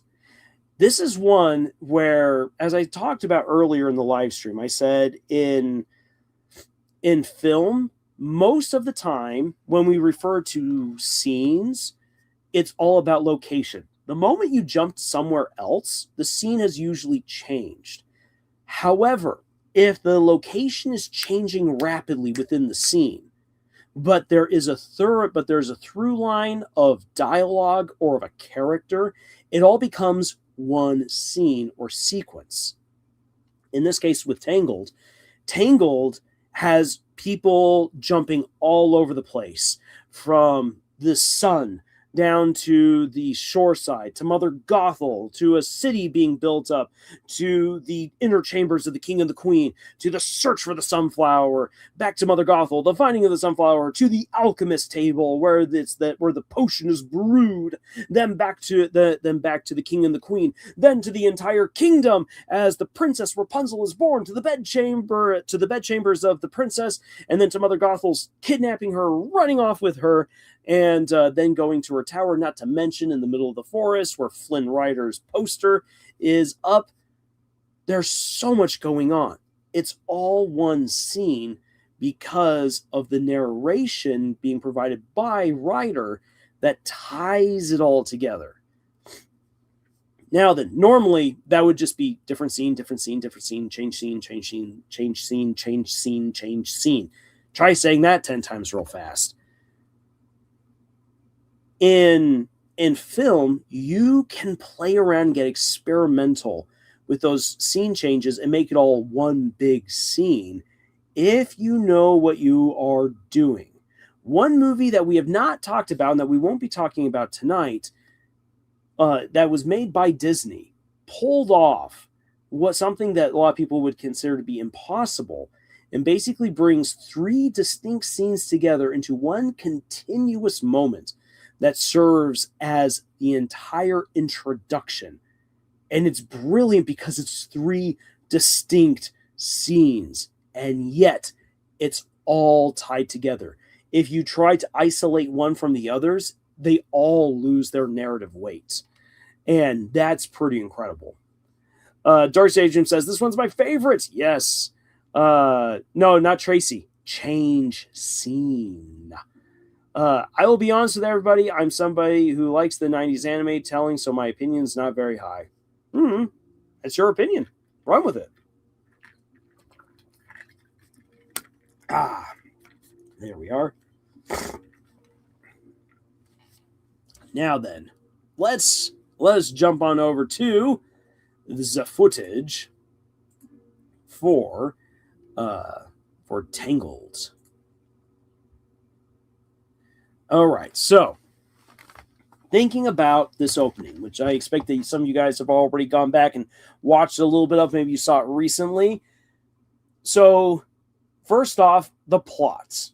What is conveyed to us of the plots in the opening? I mean, it should be pretty easy because Flynn outright tells us, but let's see who was paying attention. What of the main plot is communicated to us in the opening? And I'll just say, like, the opening already gives you a glimpse of the crown that Flynn is going to steal. That is kind of the inciting incident for his side of the story that leads to meeting Rapunzel. But the crown is obviously not the plot. It's just a really neat little MacGuffin that's put in that helps to drive the first part of the story, and in a way crops up again and again and again to help motivate characters and to put them into interesting situations. The use of the crown in Tangled, I would argue, is definitely one of the better uses of a MacGuffin. Shay's got it right. So we got the print, we got the magical hair. So got to steal that princess to get the magical hair, and it's all about important that. However, there is yet another element to it. So there's two things that go hand in hand. Obviously, kidnapping the princess kidnapping Rapunzel in order to get access to her magical hair. But what does this then mean for Rapunzel? Because, well, one of the things I will say about about Tangled is that it does an excellent job of providing real autonomy, real power of choice, and power to move the plot to its heroine. Rapunzel is definitely one of I would argue one of Disney's best written heroines, because of how she is the one who really helps to drive a lot of the plot forward and does it of her own volition. And that's already introduced to us here in the opening.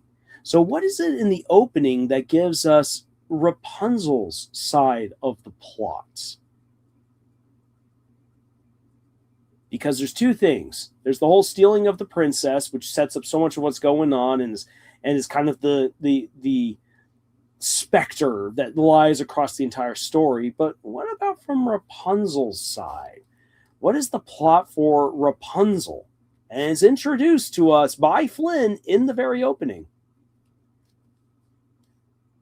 I'll give you guys a moment to think about that. Then also then thinking about, okay, so how does the opening introduce us to some of the main characters? And then obviously as well, the emotions. What are the emotions that we should be feeling while we watch this sequence? So, all important things for us to consider. Because again, every good opening is able to convey part of the plot, introduce us to at least one of the main characters, and lets us know what the atmosphere of the story is going to be.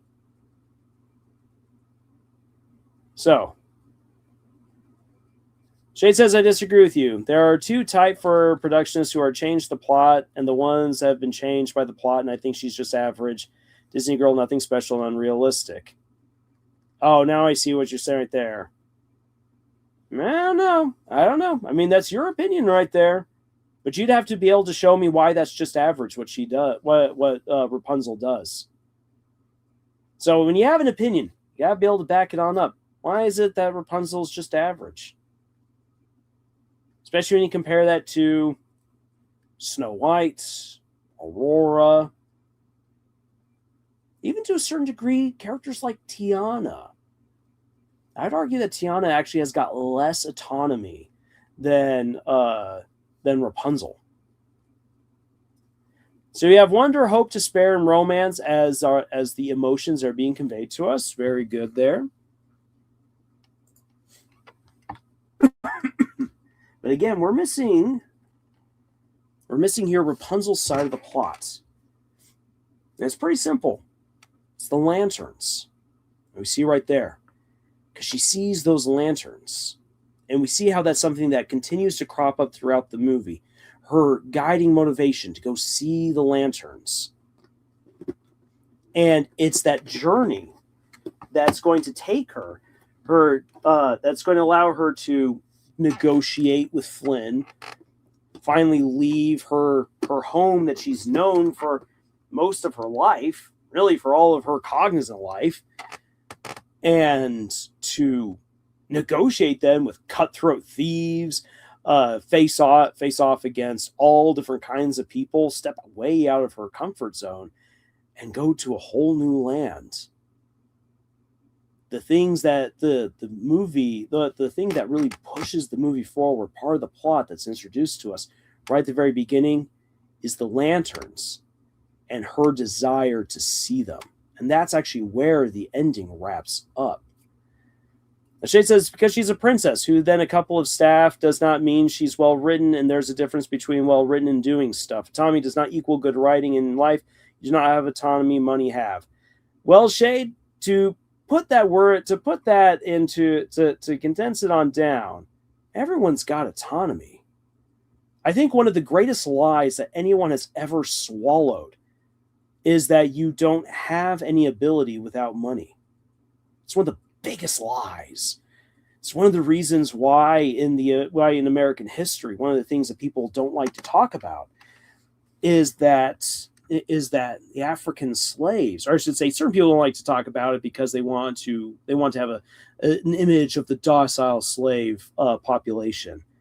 But it was that despite being crushed by the very brutal hand of American slavery, African Americans retained autonomy.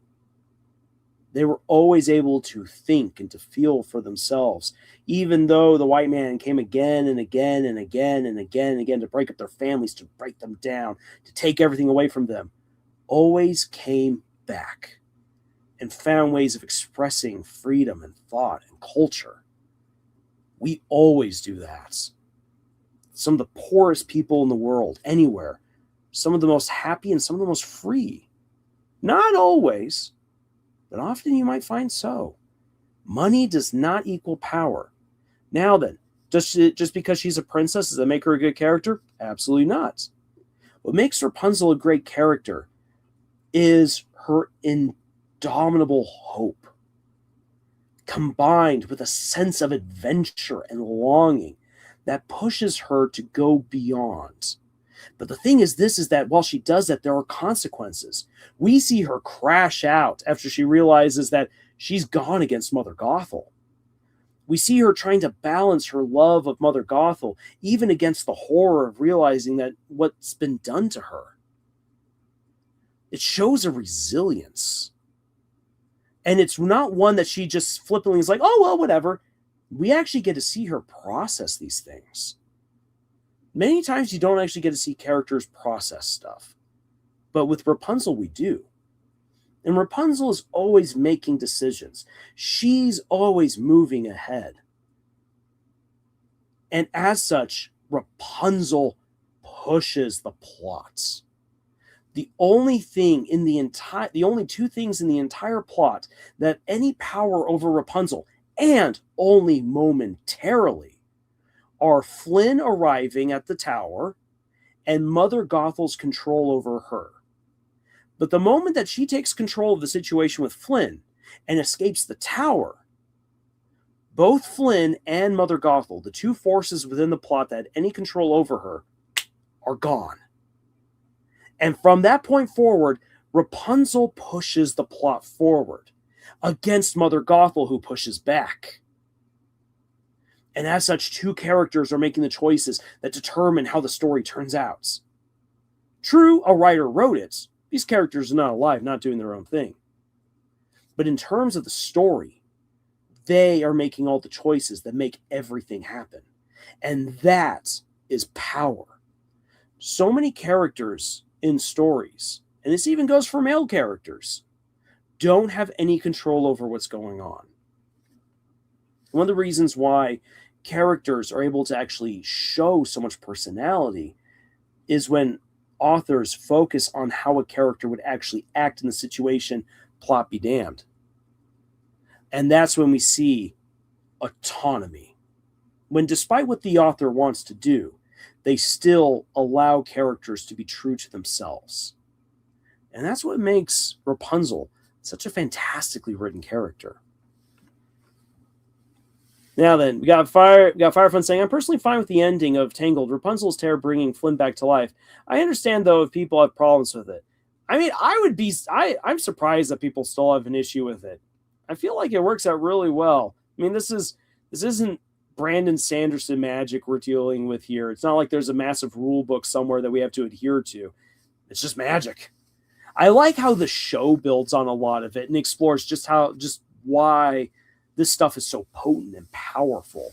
And it kind of gives us a better appreciation of what happened when it did and why it could work if you're paying attention. And that's something I like of when a good movie is able to just say, hey, look, I trust that you're smart enough to pay attention and make the connections. I don't need to hold your hand for everything. I says Mother Gothel was definitely abusive, but all things considered, do you think she really cared about Rapunzel or just her hair? Man. I think that if it was just Gothel and Rapunzel together, I think that Gothel actually did care for Rapunzel. The problem is that Gothel always loved herself more than anyone or anything else. And so when it came down to Rapunzel or herself, Mother Gothel always chose herself first. And so that's one of the things that makes her such a fascinating villain, because you can see shades of a slightly better, more caring person there, but that abusiveness always lingers over it. She is a fantastically written abusive character as a result, because that's what abusers do, and that's what abusers are. They at times will show a softer, better side of themselves, and that's one of the things that makes people come back to them, because when you see something good in someone, you don't want to immediately reject that person because you see something good in them.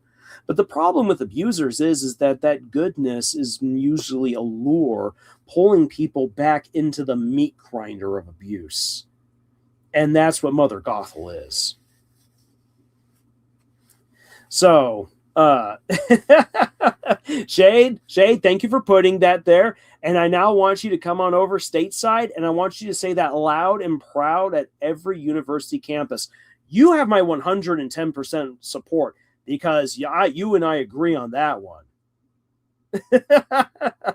Just try surviving on an American college campus saying that. Oh, boy. Oh, boy. Oh, boy. Yeah, I've been there. I've said that. I know what it's like to be lapooned for spitting facts.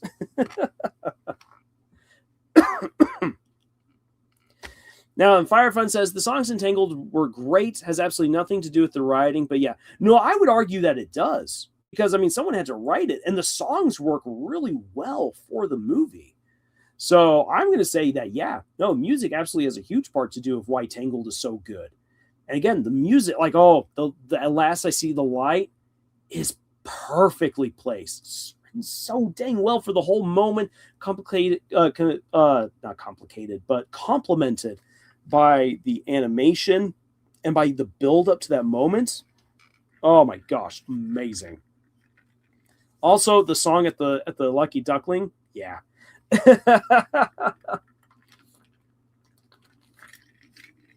All right. Now then, let us move on. We have lingered here quite long enough. So, real quick, we're going to take a look at some honorable mentions.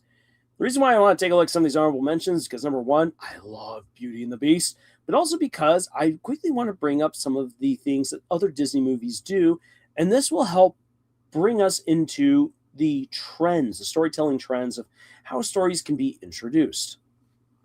So, let's go with one that I thought was going to win. I thought that Beauty and the Beast was going to win its poll. Nope, it did not. But Beauty and the Beast does a phenomenal job of introducing us to one of our main characters, who is Beast. The plot is spelt out for us that the Beast needs to fall in love with someone and earn her love in return before the last petal of the rose falls. Boom. There you go. There's the entire plot. The atmosphere is amazing. It's so well communicated in terms of the despair. There's that despair, but then there's that little hint of hope, and there's just this great sadness. And the interesting thing is that this sadness and despair hang over the film until Beast goes to save Belle from the wolves. Once that happens, the story begins changing, and it changes rather rapidly to capitalize on that hint of hope. And you watch as hope blooms into the romance that was said to be the key. And so it works so well. And also there's some wonderful animation symmetry happening in the opening with how we zoom into the castle and then zoom away, focusing on windows, on a window that leads into the story, and then on a window that shows us the rose, which is the end of the story. And so you get just this fantastic symmetry going on there in the opening, and the music just hits. One of the things that the opening to Beauty and the Beast does, which is very different from the other openings that happened this time, is it's so reliant on imagery and music. So other movies that happened this time, when you look at the Renaissance, starting off with The Little Mermaid is long and grandiose with all these different sequences woven in and out with all this music, 2 different songs. You have Aladdin, which also has 2 different songs, 3 main scenes beautifully woven together. The Hunchback of Notre Dame, which just hits hard with just this long operatic opening with this powerful music and this grim introduction to Frollo and the setup for Quasimodo. You have these big openings. The Lion King, which is just gut punches you with Circle of Life. Beauty and the Beast is way more subdued, and it's incredibly short. This opening right here is very, very short compared to so many other Disney openings. When you get Belle singing Bonjour and you get the introduction to her life in the poor provincial town, it's a completely different scene. That is not the opening of the movie. This is the opening of the movie.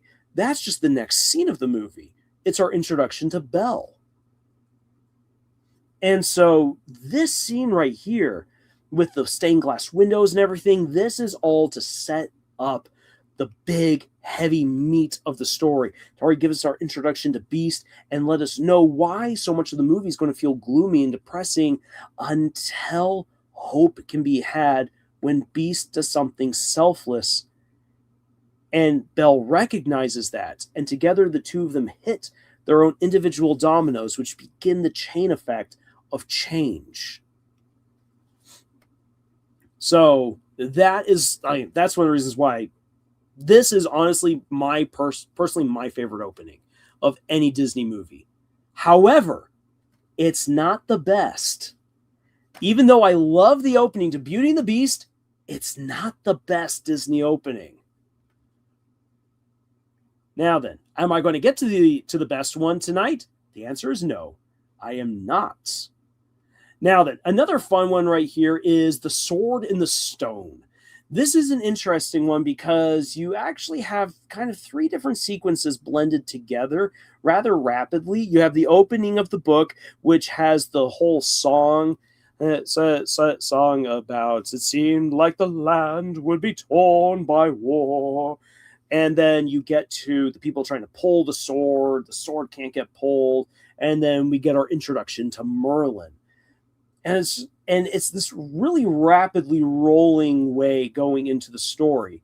I really enjoy it, but it's kind of weak because it takes a while for us to get to a character who really matters and that we care about, which is Merlin.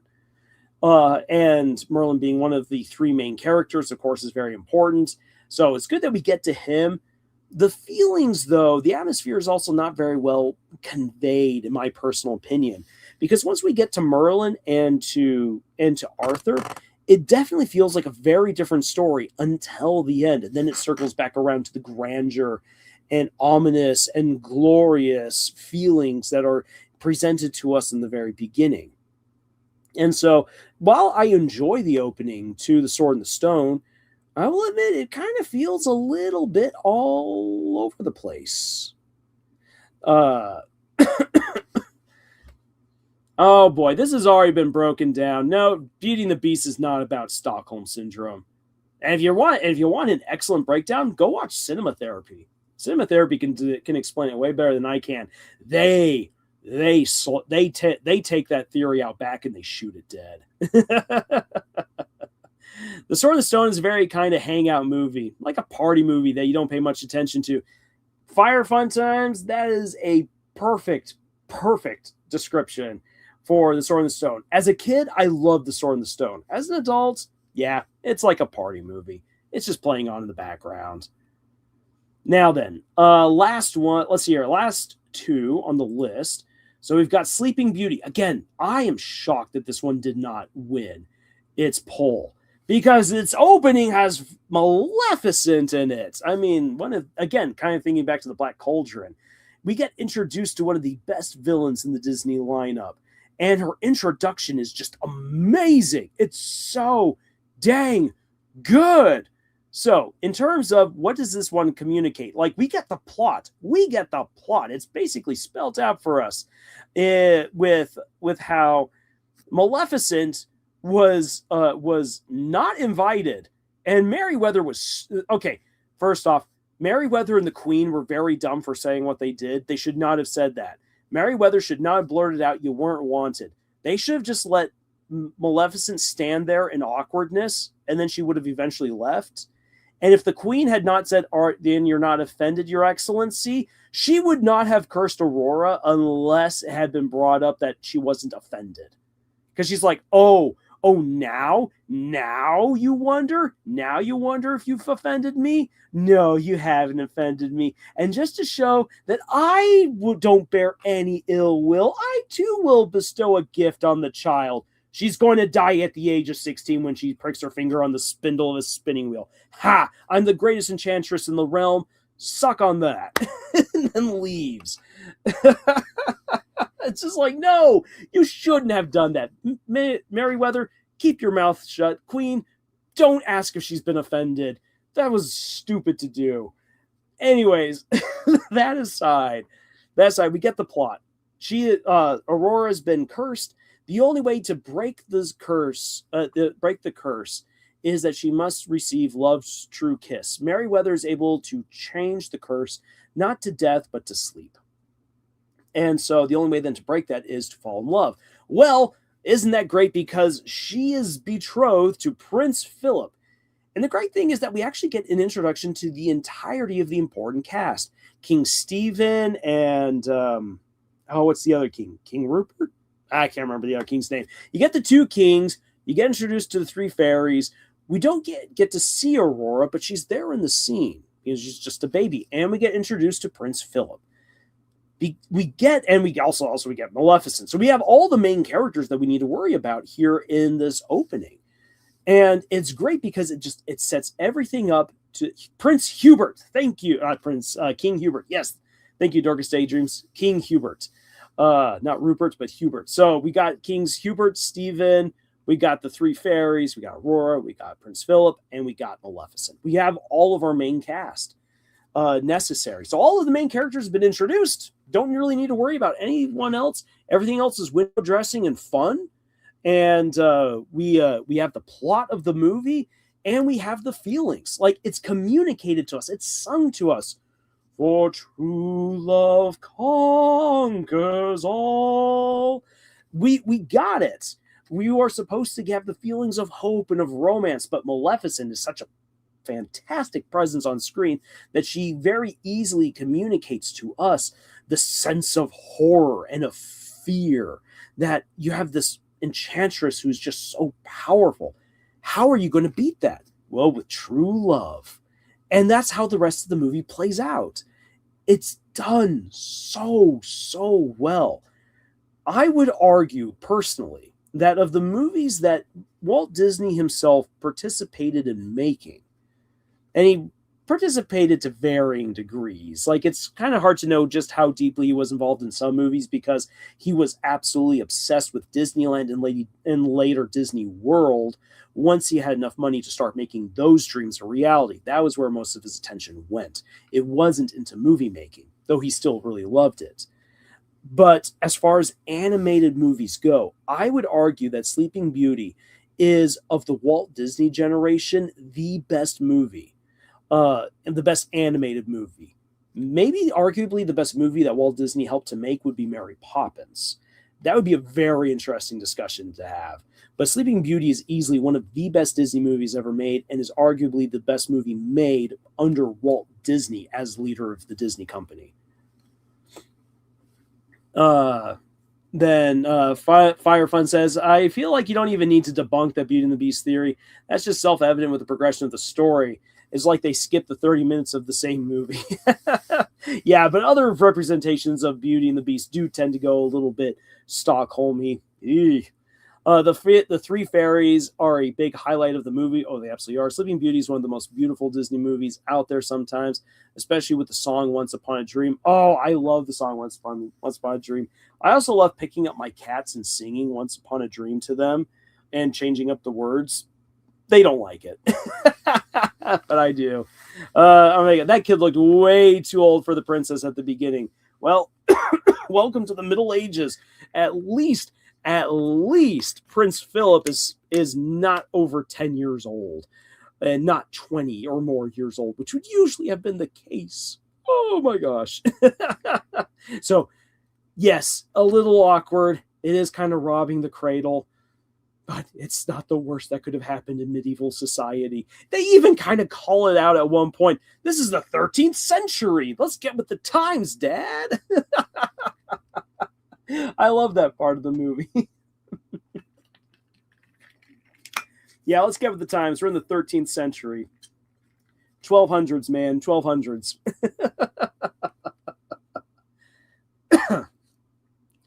And then my last movie for runners up is, of course, The Hunchback of Notre Dame.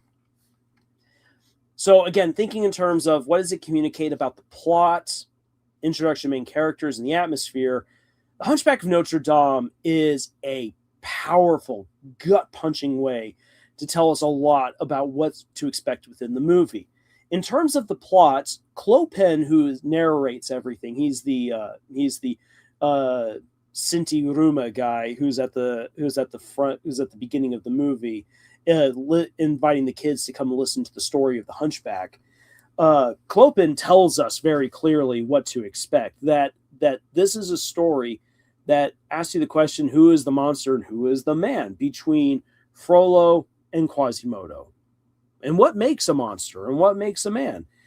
Man, all of the things that we are about to see, whether it be about the love for Esmeralda, the selflessness or selfishness regarding the people of Paris, going to the Festival of Fools, all of these things, the adventures that Captain Phoebus goes on, everything that's going to happen plays into a theme of who is truly a good man? What makes a man in this time and place where Frollo condemns a misshapen child as a demon and looks upon the gypsy people as vermin? He even calls them that they're not exactly human. And he places himself above everyone else as the most pure and perfect human being.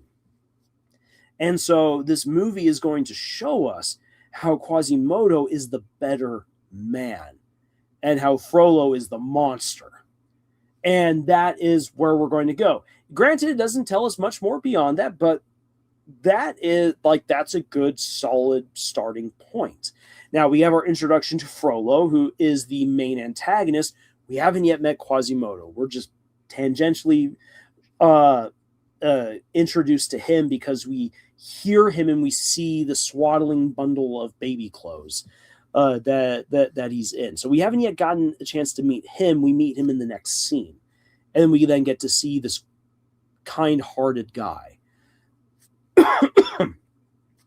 So mostly Frollo, with an introduction as well to Clopin, who is a supporting character, and to the Archbishop, who's also a supporting character. Then in terms of the atmosphere, oh boy, this movie wants to let you know it's not going to pull its punches. It's going to be dark. It's going to be brutal. It's going to be brooding. An interesting thing, though, and this is not what's written into the script per se, nor is it immediately shown by the characters. This is where the music comes in, and this is one of the advantages that a movie has over a book, that it has the music to immediately go to the correct scene at the correct time. The music of The Hunchback of Notre Dame actually conveys hope. Even though it's grand, it's sweeping, it's dark, and it's deep, once you get to the end of the introduction, it sweeps up into this grand, glorious, cheerful, hopeful crescendo. And in a way, it lets you know that no matter how dark this movie gets, it's going to be all right. And that's incredible. The writing for the opening scene is solid enough. But in this case, The Hunchback of Notre Dame, maybe more so than most of the other movies that we've looked at tonight, is elevated by its music. If you take away the music, you cut The Hunchback of Notre Dame at its knees. The Hunchback of Notre Dame, the movie, needs its music to really work. Shay said, I didn't like the ending of the movie because my favorite boy didn't get his dream. Yeah, Quasimodo doesn't find love. Well, it's better than the book. Oh, boy. Oh, the sadness. What is it with the French and just making everyone sad? Anyways. So, there you had it. There's been a rundown of 9 different Disney movies. Woo! That's a lot. No wonder we're here 2.5 hours later. Now, a few things to consider. In this lineup of movies that we've gone over, we haven't even looked yet at the one that I've said is arguably the best Disney animated opening ever done. I am not going to tell you what that movie is. I am saving that for another video. But each of the openings that we've looked at have had their own merits and strengths and weaknesses. And each one was tailored to fit a specific story. So while there are trends and formulas that are represented in these different openings, they all retain some level of uniqueness. And that is something that every author should strive for. Sure, you can follow formulas, you can do what you want, but you want to make your openings feel unique to your story and properly serve what the rest of your story will be. And I would also like to note that a lot of these openings change over time. The Disney movies began to start off originally with fairy tale books opening up, with grand sweeping narration that takes us into the story, beautiful music, and then an introduction to one of our main characters. And go on from there. In the 80s, it changed on over to very quick bursts of character introduction or very quick bursts of narration. In the 90s, when we get to the Renaissance, most of the movies, with the exception of Beauty and the Beast, had very huge, grandiose, exotic openings with powerful music, with grand introductions to the characters. It's just meant to overwhelm you with just how much there is. It's crazy. Once you get to Treasure Planet, however, it begins to shy away. We go away from those big epic openings and we start getting into slight bits of narration, mostly those scenes that open the movie that introduce us in a profound way to one particular character. That's the 2000s. When you get into the 2010s, you begin to have the trend of a character in the story narrating the opening. That started becoming more of the norm. And so that's what we've seen. There have been major changes in how Disney movies have opened over time. And all of them work properly for whichever movie, so long as they're executed well. So that's something for us to consider. So some popular beginning styles used by Disney that might inform maybe something that you would like to do for one of your own stories. Stuff like in the beginning, info dumps, emotional setups like with Treasure Planet, where we want to get the audience gushing over the main character and have an immediate connection with them. There's the whole dive in approach, which is like Lilo and Stitch, where we just get right into the action. Stitch is on trial, Stitch breaks out, crazy race through space, Stitch crashes on Hawaii. The narrator sets the meal. This is when the info dump has an emphasis on why we should care.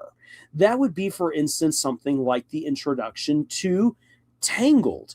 Another introduction like that would be Beauty and the Beast, where the narrator is setting everything up so that way, once we get going, we know why we should care, and we're just along for the ride. And then there's the Who's Who, which is a series of powerful introductions to each character separate of each other, or they are interconnected. Movies like Aladdin do this, or The Little Mermaid. The Who's Who. Where you're like, oh, so these are all the main characters. Got it. That's the most important thing now that we know the main characters. Boom, we're going to now get the crash course on what the plot is as the story moves forward. Now, Darkest Daydream says, I saw a post on Pinterest breaking down why it was a good thing that Quasimodo and Esmeralda didn't end up together. It was really insightful, so I may post it in the server if I can find it again. Hey, if you can, that'd be awesome. I'd love to see that breakdown. It could be a really good read. Now, this takes us finally to the end of our lesson tonight. I want you to think about how you want to open your stories. And how will you convey the following key components? The plots, the main character, and the atmosphere. I want you to write down some notes of how you will communicate these important bits of information to the audience. And have those notes handy for when you decide to write. Now then, as any good teacher ought to do, they will display, they will set the example, and then roll on from there. So, I will share my screen with y'all. Let's see, share the screen. Share the screen. Share the screen. Ba-da-ba-da-da-da-da-da. All right, so here we go. All right. Now then, allow me to introduce you guys to a story idea that I've got bouncing around my head now for the past couple of weeks. I'm right now calling this The Fox and the Hare. I don't have a better name for it right now, but this is meant to be a story that I actually want to turn into a comic book. I would love to try out doing a comic book one of these days. I'm not a very good artist, which means I'll need to work together with another artist, but it's something I'd like to try. I have no idea if and when this will ever come together, but if you got a story in mind, explore it a little bit. Write it on out. So I've already been writing out some of what I want to do for the plot, a little bit of things for some of the main characters, but let's talk about this opening right here for a comic book. If someone is to open up this comic book of the Fox and the Hare, what are some of the things that they would come across? So, the story is about a young mute fox warrior who is hunting for spell stones. Magic from wizards captured in small gemstones after they die.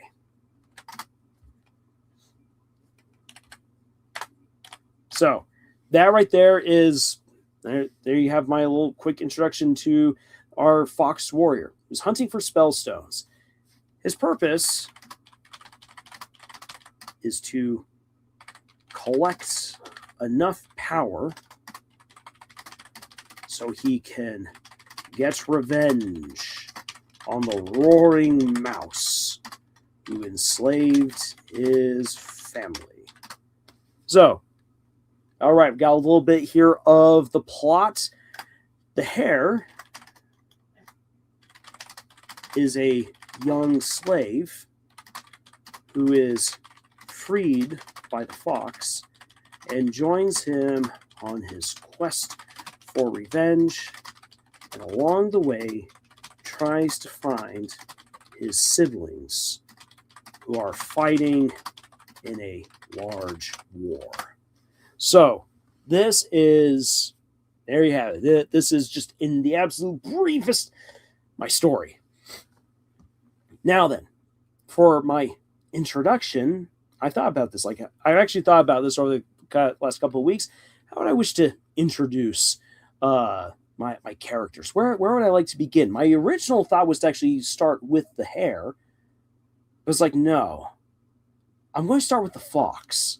Because while the fox is mute, he's not unintelligent. He's actually a very smart guy. And he is thinking things through. He's very much aware of his surroundings, of the people around him as he's on his quest.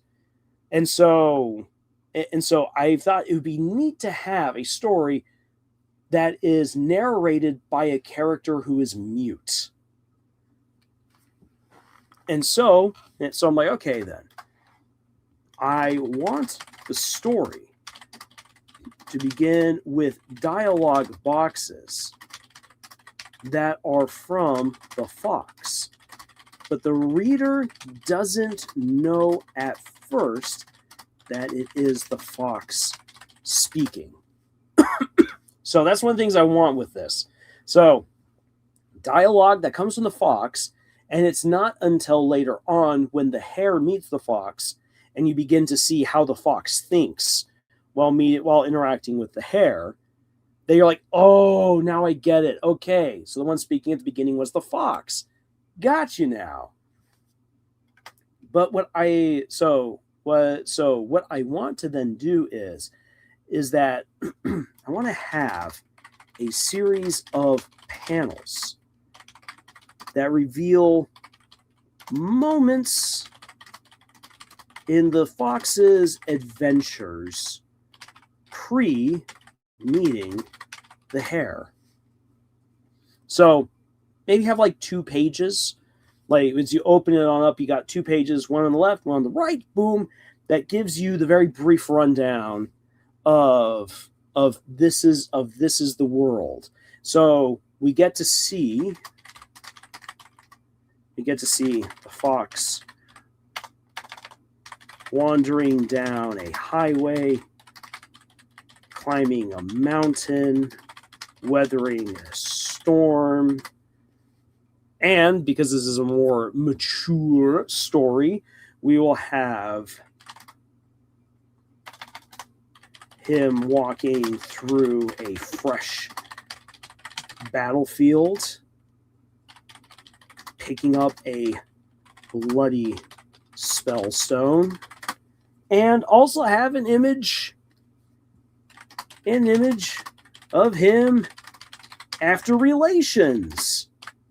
Winky face. We're going to keep it PG for right now.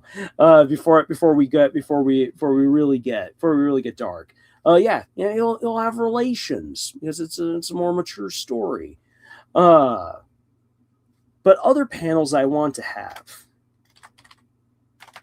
Other panels on the opening pages depict characters like a young lioness leading a ragtag team of warriors out of the deserts. A band of bear warriors looking fearful as they flee something unseen.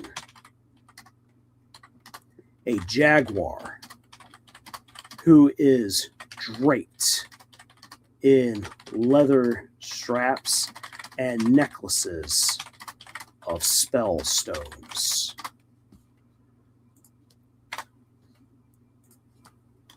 These images convey characters who we will meet later on. So these are already some of the things that I would like to have here in this opening. Give us a glimpse into the fox, of this world, its violence, its expansiveness, its ruggedness of various characters. The dialogue boxes will talk about the worlds formed by the roaring mouse and how the great kingdom fell apart, that warriors stalk the land looking for power, and one fox looks for the way to reclaim his family. So by doing this, we get already introduced to a certain degree to one of our main characters, the fox. We get introduced to this world, and through the images that we get and through just the very brief dialogue boxes, we should also then have an understanding again for just how this is going to be grim. It's going to be adventurous. It's going to be violence. be more mature. We're going to get taken on an adventure of revenge. But the heart and the sweetness, the hope, is contained in the hare, who we meet in what would be the story's second scene. So the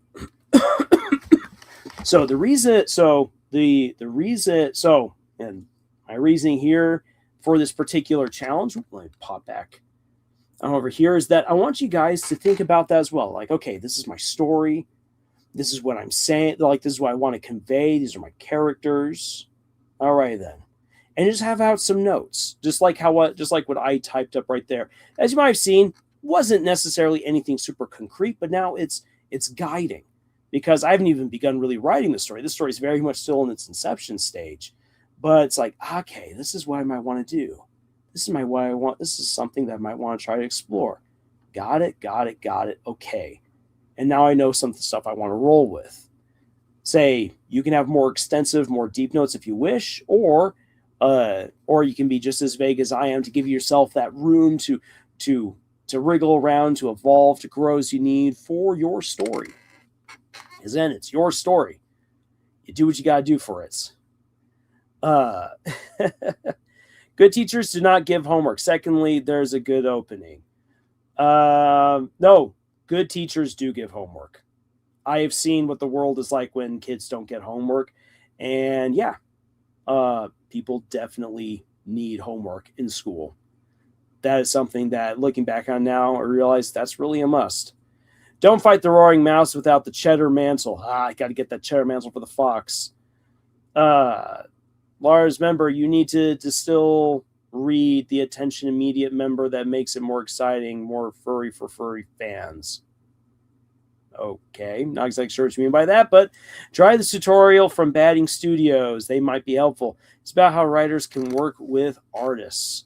All right. Well, I might look into that. Thank you, TV account. Yeah, I need to find, if I do pursue this, I need to find a good artist I can work with. That'll take some time. It'll take some time. This is not anything that's going to be happening really anytime soon.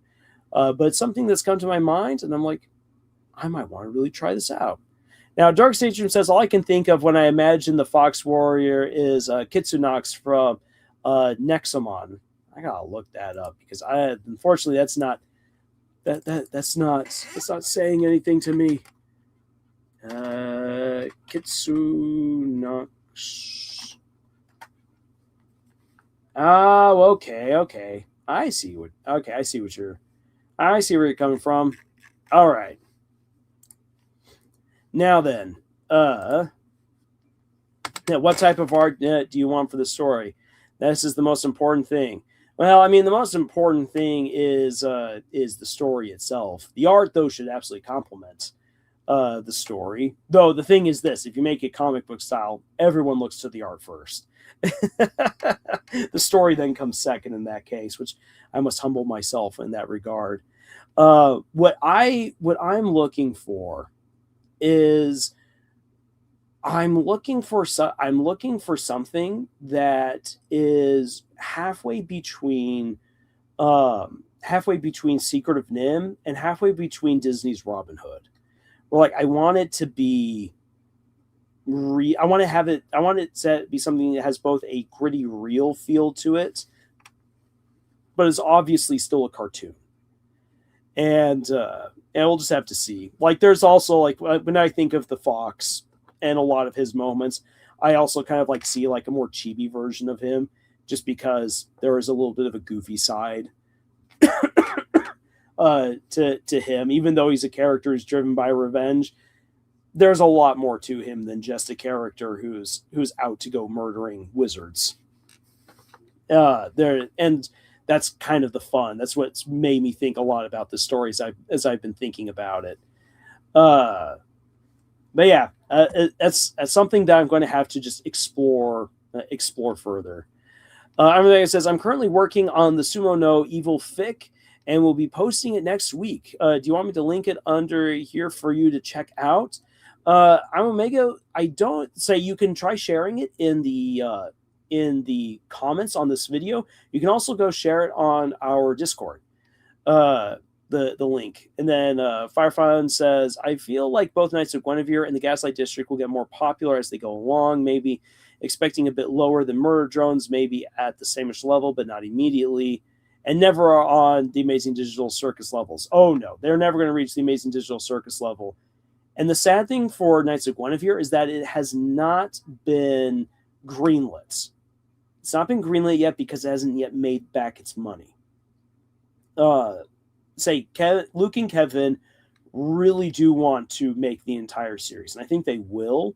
But most of the resources are right now going towards Gaslight District and Lackadaisy, and so until they can recoup their investments, a la the Amazing Digital Circus, I think they're going to wait on Knights of Guinevere, which is sad, but that's business.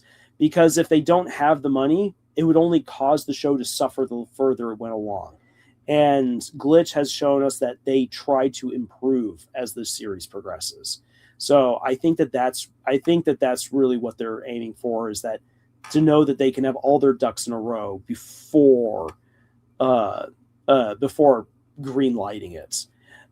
Then Omega says, I don't have the Discord. Well, if you want to join our Discord, you just got to reach out to us in the comments on any of our videos, say you'd like to join, and then we'll just conduct a quick interview, then give you the link to join. So if that's what it but if you don't want to join our Discord, that's okay. We won't pressure you into doing that, and you can still share the link to your story in the comments of this video or of any of our other videos, and I'll be happy to look into it. And then Emily says, I want to be hurtful. Okay, you want to be hurtful, but do you think really Glitch's other shows will reach the Digital Circus and Murder Drones level? I think we need to be realistic. I think they need to know the budget sometimes need to sacrifice some things to achieve your goals and dreams. Well, Shade, that's actually the point. Like I said, the Knights of Guinevere has not yet been greenlit. The reason why it's not yet been greenlit is because they don't have the resources for it. Their resources are going into Lackadaisy and the Gaslight District. So that's what they're going to focus on. And they're going to focus on making those shows the best that they can be.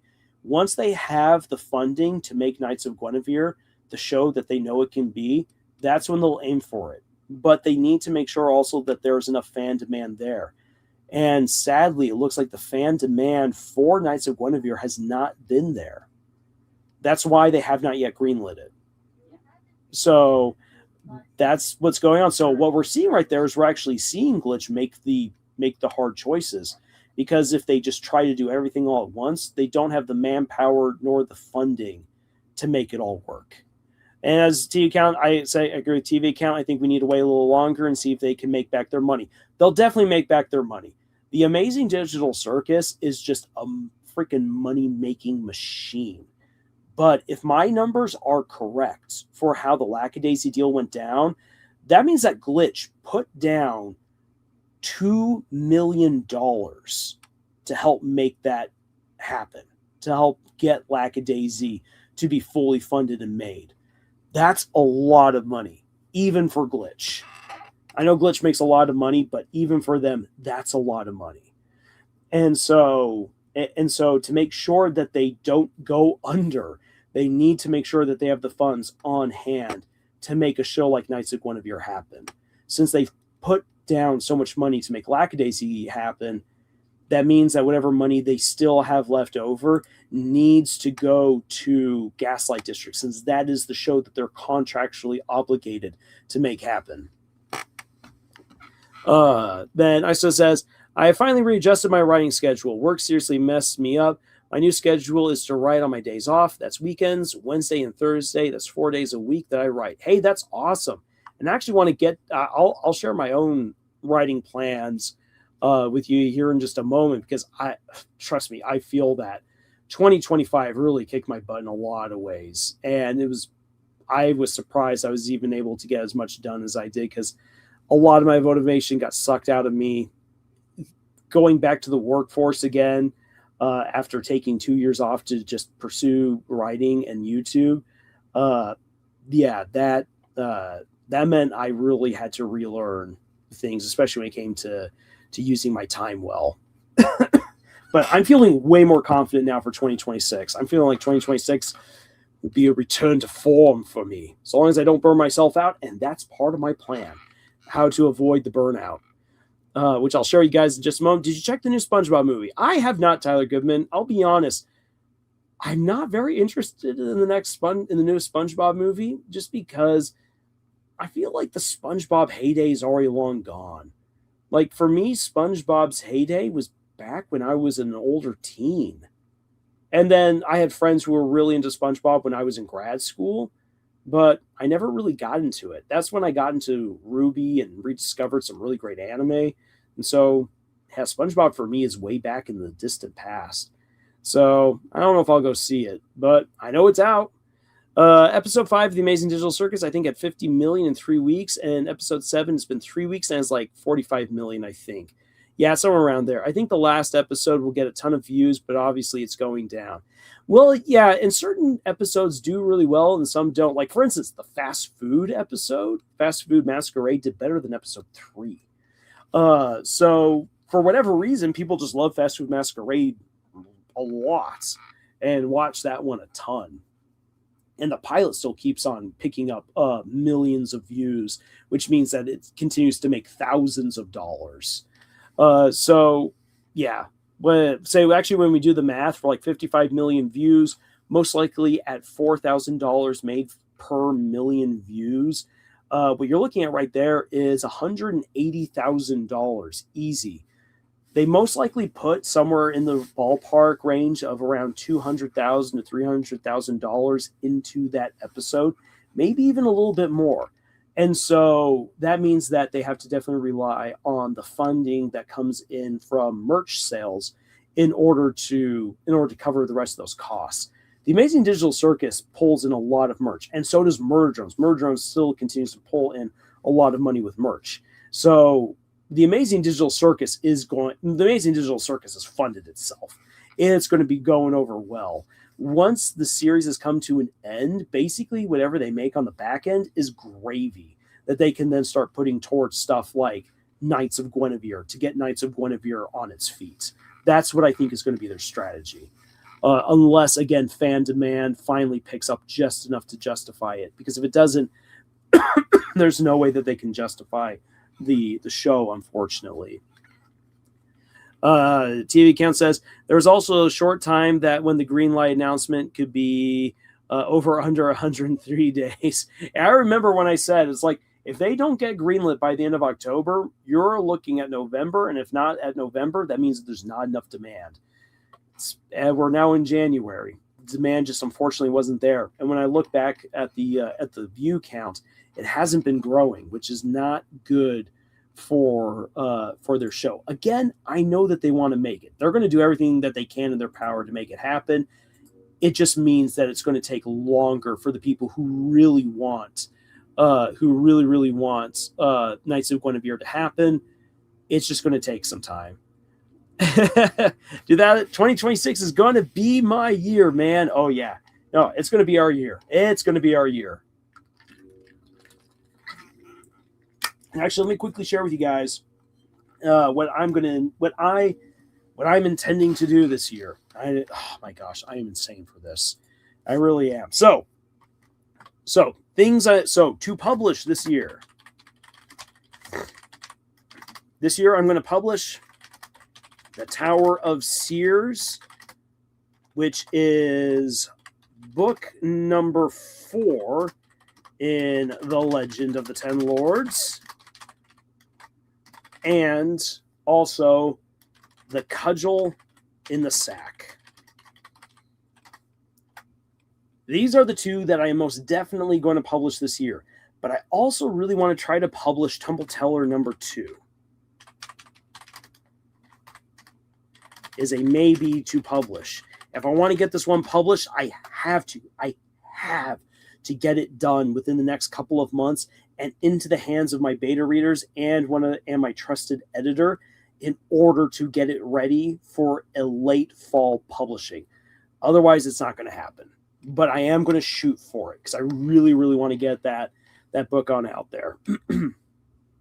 And also, I need to get out soon the digital copy of my third book in the Legend of the Ten Lords series, which is The Marauding Empire. So that's mine to publish. Most of those books are already well underway. Most of the hard work has already been put into them. But books then that I am going to be actively writing almost entirely from scratch. So, books to write. The first draft for, I have The Robber Bridegroom, which I'm really excited to write. Bleed, Steam, and Steel, number 2. I'm going to have to scrap what I first wrote and just start fresh, unfortunately. But it's what I got to do. It's what I got to do. And then Monarch Mercenaries, number 2. A prequel to the horror story Garden of the Gods, which is going to be a Lovecraftian horror story. I'm really excited to try this one out. And then, of course, the Choose Your Own Horror in October, which is going to be, I'm hoping, rather cinematic. So that is what I am currently eyeing in terms of stuff I'm going to do this year. Try to publish 3 books, but at least I'm going to definitely get those 2, Tower of Seers and The Cudgel in the Sack, published. And then I'll be writing 4 books from the ground up. Then, on top of all that, and of course doing YouTube stuff, I'm also going to be doing world building for Whitefire to write the whole first book in 2027. That's going to be a huge goal of mine. The world building for Fox and Hare, and the world building for A Secret Project. Now then, the world building is actually something I want to share with all of you guys. When I do these live streams, but I'm going to save it for the end of each month. So for the end of each month throughout the year of 2026, I'm going to take some time to introduce you guys with deep dives to Whitefire and the world of Draconia, to the world of the Fox and the Hare, and to the world of this secret project. When I do these, I'll show you guys stuff that I've written, things I've drawn up, artwork that I might have commissioned for it, and I'll also open it up for question and answer. So that way you guys can grill me, see if there's things that I should think about in terms of the story. I get to share with you guys what I'm working on. This will give me a chance to refine what I'm doing and to receive feedback. And hopefully it also, it's a way of also keeping me accountable, as well as hopefully giving you guys some insights into how I do things. And maybe it will give you what you need. Maybe it'll inspire you a little bit. And if I can do that, then awesome. And my plan for making all of this work, as much as that sounds, so as I've done the math for what I intend to do, what I all want to write, on top of that, I am going to be continuing on the Connected Cartoon Universe fanfic. So that's another thing to do. But what I need to do is I need to write 2,000 words every writing day. Each week, spend 5 days on my major project, and then use the other 2 days for fun stuff or resting. So by doing that, Like 2,000 words a day is a lot for a lot of people. For me, that's something that I can usually hit pretty easily. And so, because 2025 was a year where I didn't get as much writing done as I would have wanted to, I'm not going to try to again go back to writing 3,000 to 4,000 words in a single setting. Like, that's what I can do when I'm feeling excellent. But I haven't been feeling excellent for a while. So until I get to that point again, hopefully I get there sooner rather than later, 2,000 words I know I can reliably do. 5 days a week to do that, awesome. And you think about like 4 weeks, that's 40,000 words in a month. That will cover The Robber Bridegroom. The Robber Bridegroom is a novella. That means within 1 month's time, if I stick to my schedule, boom, 1 month, one entire book done. Bleed, Steam, and Steel. Bleed, Steam, and Steel is effectively 4 novellas wrapped into one. That's the idea for each book. That's 160,000 words, give or take. That means, boom, 4 months. 4 months working at an easy pace for me to crank out one book. Monarch Mercenaries should also be around 160,000 words. Otherwise, it kind of gets a little too big for the kind of story it's supposed to be. So again, 4 months, boom, easy, should be able to get it. And my prequel to Garden of the Gods is meant to be a short novel. 50,000 to 60,000, maybe 70,000 words if I really need to. That's 2 months of work. So that means if I'm doing what I got to do for January, boom, Robber's Bridegroom done. From February to the end of May, boom, Bleed, Steam, and Steel Part 2 done. Then from June to September, boom, Monarch Mercenaries 2, the first draft done. And then Choose Your Own Adventure Story, prequel to Garden of the Gods, finished up by the end of November, and then rest in December. Hallelujah. And just take my time having fun working on the Connected Cartoon Universe. Take my time having fun doing the world building because I got an entire year to work on that stuff. And then, of course, make sure that I'm taking a little bit of time each day to read through the books I got to read through, to do my final edits for the books I want to publish. And then, boom, we got it. So, Fire Fun has got, ever since 2003, there's been 5 episodes of any glitch show in the year. So 2023 Murder Drones episodes 3, 4, 5, 6, and the Amazing Digital Circus episode 1, 2004.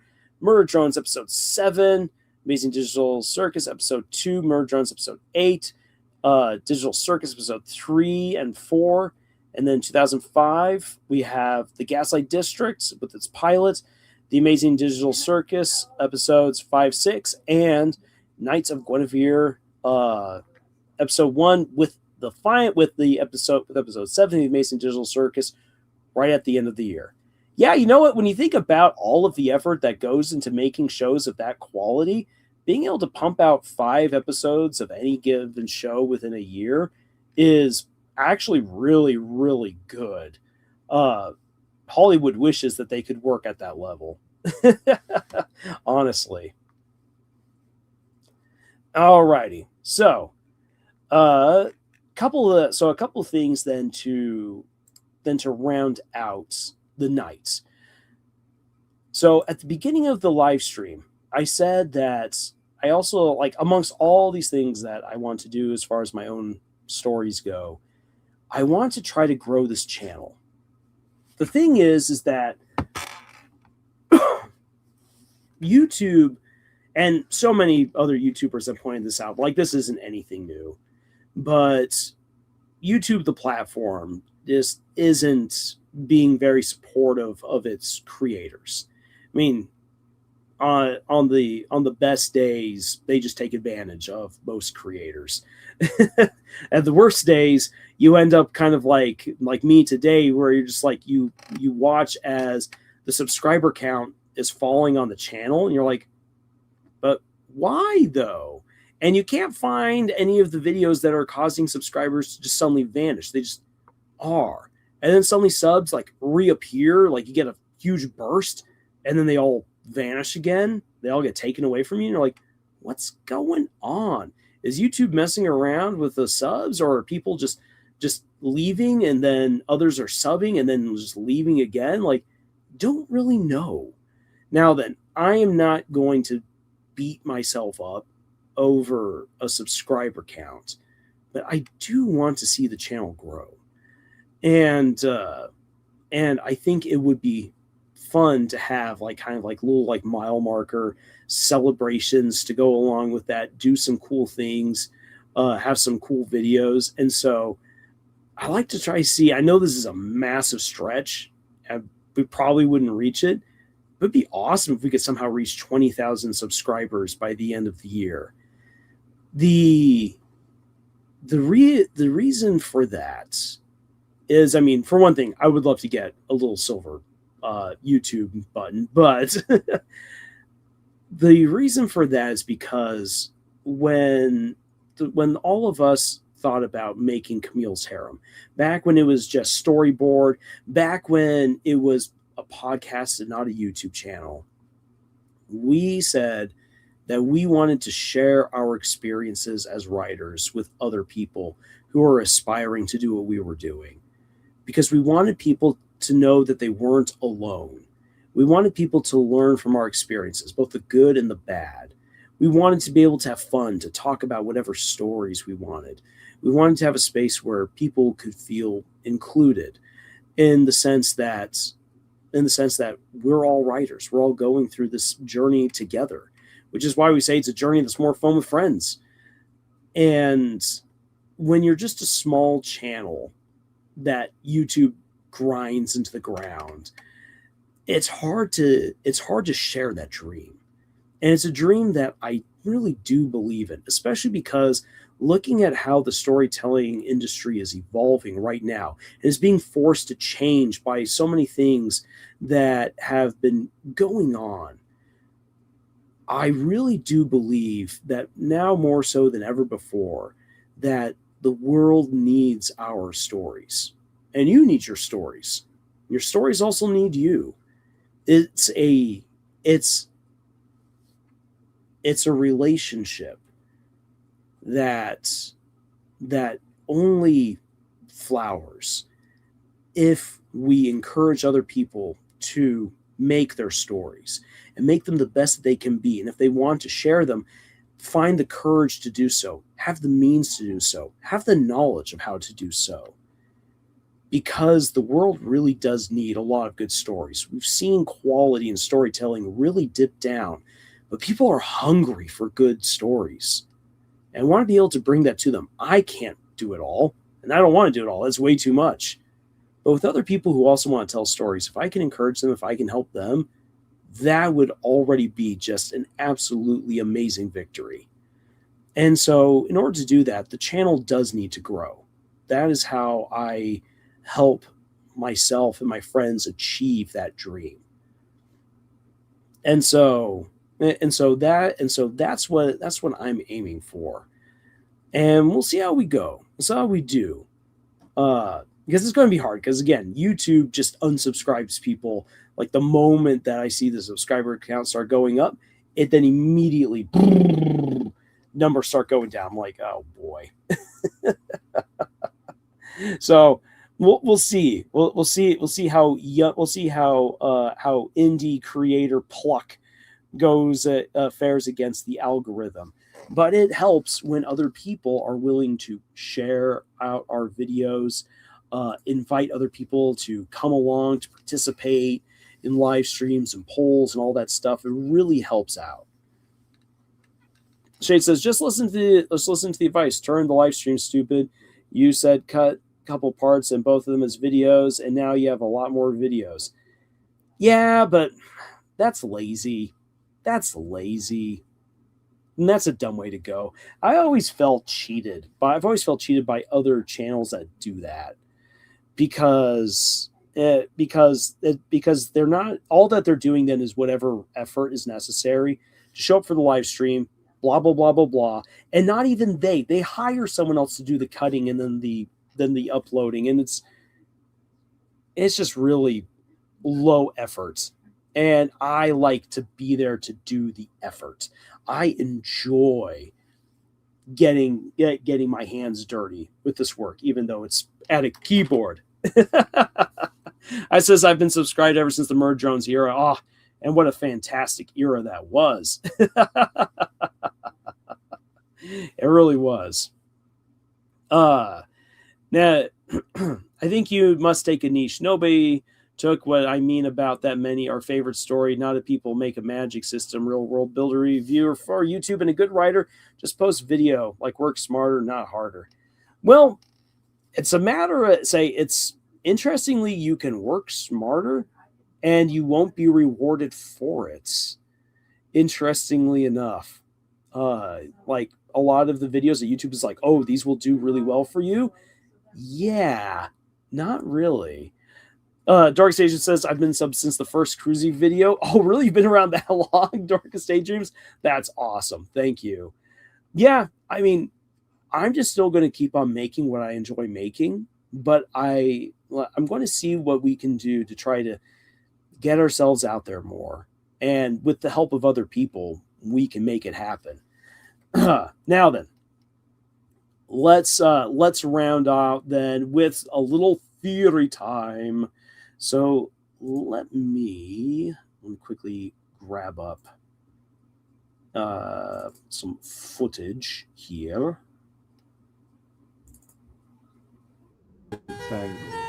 All right. So a little bit of footage for talking about what the hay's been going on here with Deltarune. So we'll wrap up then with the talk about the text dump. Let's see if I can pull that up. I'll need to see if I can get. I should be able to get it off of Twitter. What Toby posted recently. All right, there. Give me your Toby Fox. There we go. Yes, give it to me. We're going to save this. So, Toby Blurb. Toby Blurb. Blurb. Shibber.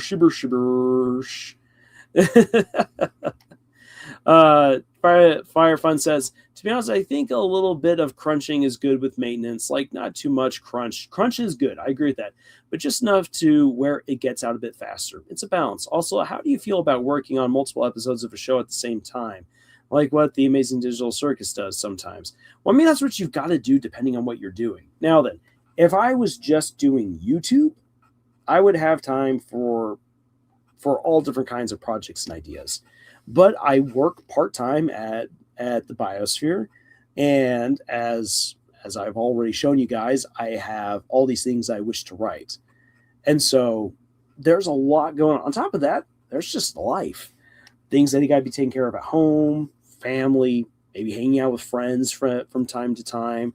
So it is a balancing act. I'm already balancing and juggling all these other things. So it's not like I can just be like, yes, I will have this amazing campaign of incredible videos. There's only so much you can do. And you do what you can, and you do what you can to the best of your ability. And it helps when you have teams. Now, one of the difficult things with Camille's Harem and working stuff with teams is that, well, we're all kind of living our own lives.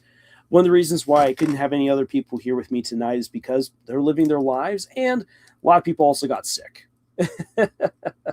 So you do what you can, the best that you got. But yeah, everyone's got lives to live, and everyone has obligations. I am one of the freest people in the harem to do all of this stuff, and that's something that I'm actually very grateful that I do have that kind of freedom and opportunity to do this. So I don't harp on my friends for not being able to do more because I understand it's life. So let's see if we can get the blurb on up. There we are. Give it to me. Give to me the blurb. Okay, so let's make sure you guys are actually able to see the blurb. There we are. There's the blurb. It's a little bit small, but that's the problem with with StreamYard. Okay, so this is a neat little thing that Toby suddenly just dropped on us. All right, so dialogue things that are going on, stuff in the system, code. You use the annoying dog. It was developed like an off-brand missile. I really want to be able to launch an annoying dog at an enemy. Now then, this is where things already start to get interesting. In the upper left-hand corner, this is their usual dialogue, but they're confused. And Cody, the way of the worm? Caked up equals totally covered in makeup, but it also, Cootie, is the way of the worm to be totally caked up? Now, here's so thinking a little bit about things I've already considered for Chapter 5. When I did my Desrael analysis video, and also when I did the analysis of the battle with Miss Mizzle, I was like, I think in Chapter 5, we're going to get hints at what happened in the past with Des and Azrael, specifically at a dance, is my guess. And looking back at this, I'm like, I just feel it. Even though, yeah, okay, so we're talking about the worm. Worm is totally caked up. The worm is covered in too much makeup. Woohoo! Is this the way of the worm? But the worm, I mean, we've already met caterpillars and the likes, but a worm, okay. Worm is going to be on over at, okay, garden. Very likely, very, very likely, we are going into Asgore's flower shop. Awesome, fantastic. We've already been told that there's a blue flower there that we might be able to interact with. And I've hypothesized that flower has something to do with Des and Azrael's previous relationship. Funny thing is, I'm looking at this, I'm like, this is stuff about a worm. This is stuff about Chris and Susie. This is, wait a second, you, Des, your brother, and Noelle performing on stage. Say what? Connection between Des and Azrael. We know that Chris and Des were close. But Des and Azrael were probably also likely close. Closer than what Chris would like us to know. Because, going back to Chapter 2, Chris respects Azrael's privacy? What privacy? Azrael and Chris live in the same room. Because Chris knows things about Azrael that Azrael probably didn't want anyone else to know. And just looking at this, I'm like, I think we're getting there. I think we're getting there. Now then, if you only had system, TVs are good at talking, but not good at listening. I absolutely love that. And that's interesting. Why are we coming back to this? Because we've already had our adventures with Tenna. Interesting again. Pretend to be dog. Adventures like quests. Now, here we get finally to some of the crazy stuff. Sean, Chris, I suppose I owe you an explanation about all this. No. You no doubt have realized yourself by now. The shadow crystals are far more than mere pieces of glass. In actuality, they contain a certain power. You could call this the power of will. No, perhaps will isn't right. The power they contain is ... determination. Determination. Why is that? Because we already know that Gaster's involved in all of this, and Gaster's only interested in the power of determination, going back to Undertale. Voila. So of course it's going to be determination. A bookworm. Could be a bookworm. I think it's going to be a worm in a potted plant. Someone posted about the shampoo bit on the Cruzy subreddit and commented something along the lines of, yes, very platonic, nothing else going on here. Yes, absolutely. So, when we look at this right here, so this is the Susie dialogue. Dude, what's your favorite horror movie? Bet you like the one with the creepy doll. Huh? Your brother never wanted to watch them? What? Was he like, ooh, I'll make the popcorn, then just never came back? Was I right? Man, I love that right there. Especially because Susie's already had that conversation about scary movies with Noelle. And remember that Susie wants to also share all these experiences and whatnot with Chris. Chris wasn't there for that conversation. Susie's curious. Susie wants to know more about Chris. So, of course, Susie's going to ask, now that she knows about Noelle and how she likes horror stories, what about Chris? Then right here, so going to the bottom right, system, you and your brother eating candy apples together. Picture. Very likely this is a picture because also you, Des, your brother, and Noelle performing on stage. A picture. Your mom going hyper mode and Noelle's mom looking annoyed. Again, very likely looking at pictures. Those pictures are probably going to be from Asgore. So I'm really excited to see what all that's about. I'm really excited. Then finally, green shampoo. You wonder if Susie would recognize you if you changed to a different fruit. Yes. Yes. Now then, I'll already share with you guys a little bit of theorizing right here. First, a theory about when the next chapter of Deltarune is going to come out. I don't think it's going to come out in February. I think it's going to come out in March. And I am going to suggest it's going to come out on March 14th. Now, if you quickly pop on over, open up a calendar, look on the day that March 14th is.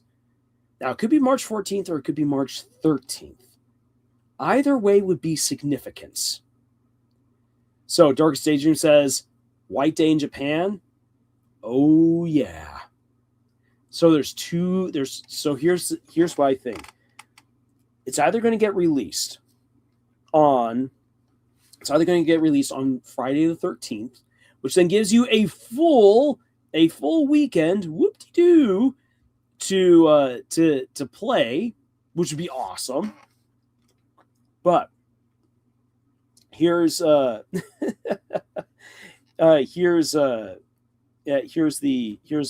other thought for that. Excuse me. Is that Friday the 13th is kind of a spooky day. We've already got a little bit of dialogue right there for horror stories.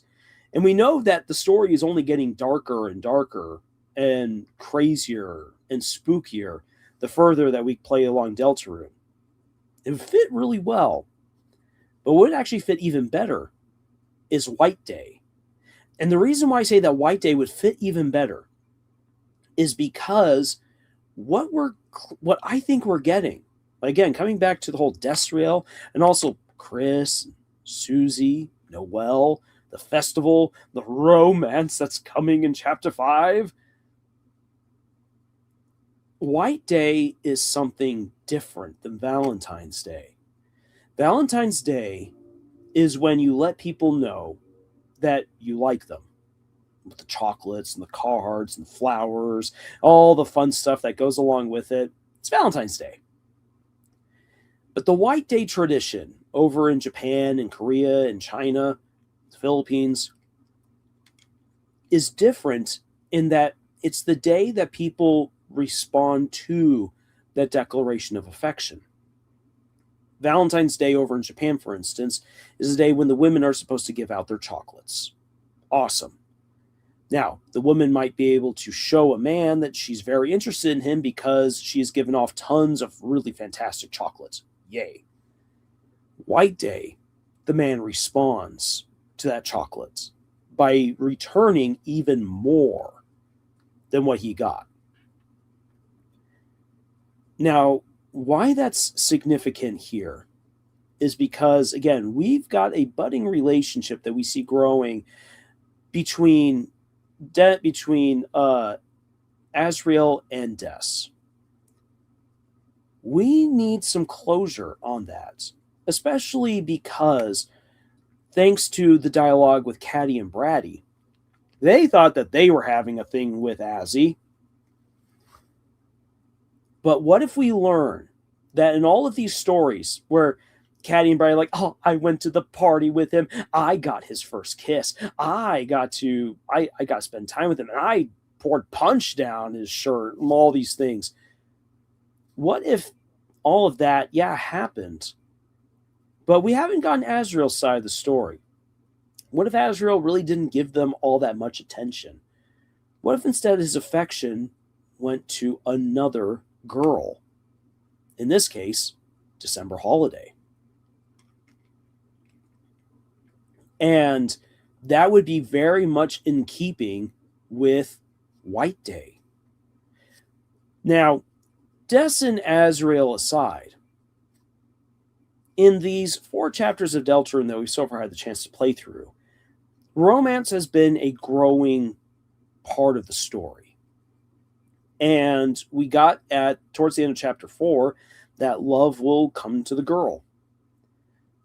So who is Susie going to show affection to? Now Susie has, for instance, the more masculine role in the story. And we've already seen how Noelle really likes her. And we've got plenty of good hints that Chris also likes Susie. And so affection has been given to Susie. Love has come to the girl. Who is she going to now give it to? That's what White Day's about. And I think that that's going to be a big part of chapter 5. Because either because of the things that we come to learn about Azrael and Des and Asgore's shop, or because of the events that play out at the festival. All of those things would tie in thematically really well with a weekend like March 14th, White Day. That's why I think we're going to get it on White Day. Might be wrong. Very good chance I'll probably be wrong, just because who knows how long it takes to do all the translation and everything else that needs to be done. But I wouldn't be surprised if that's the case. I don't think it's coming out this month, and February 14th would be way too soon. But March 14th, I think actually lands pretty well in line with what's possible for Toby and his team. And again, it would thematically fit really well. The one reason why I wouldn't want that to happen, and here I am, I'm going to shoot my own theory in the foot, is because I am going to be at the Tucson Festival of Books on March 14th. I'll be selling my books that day. Awesome. I'm so excited. Can't wait to do it.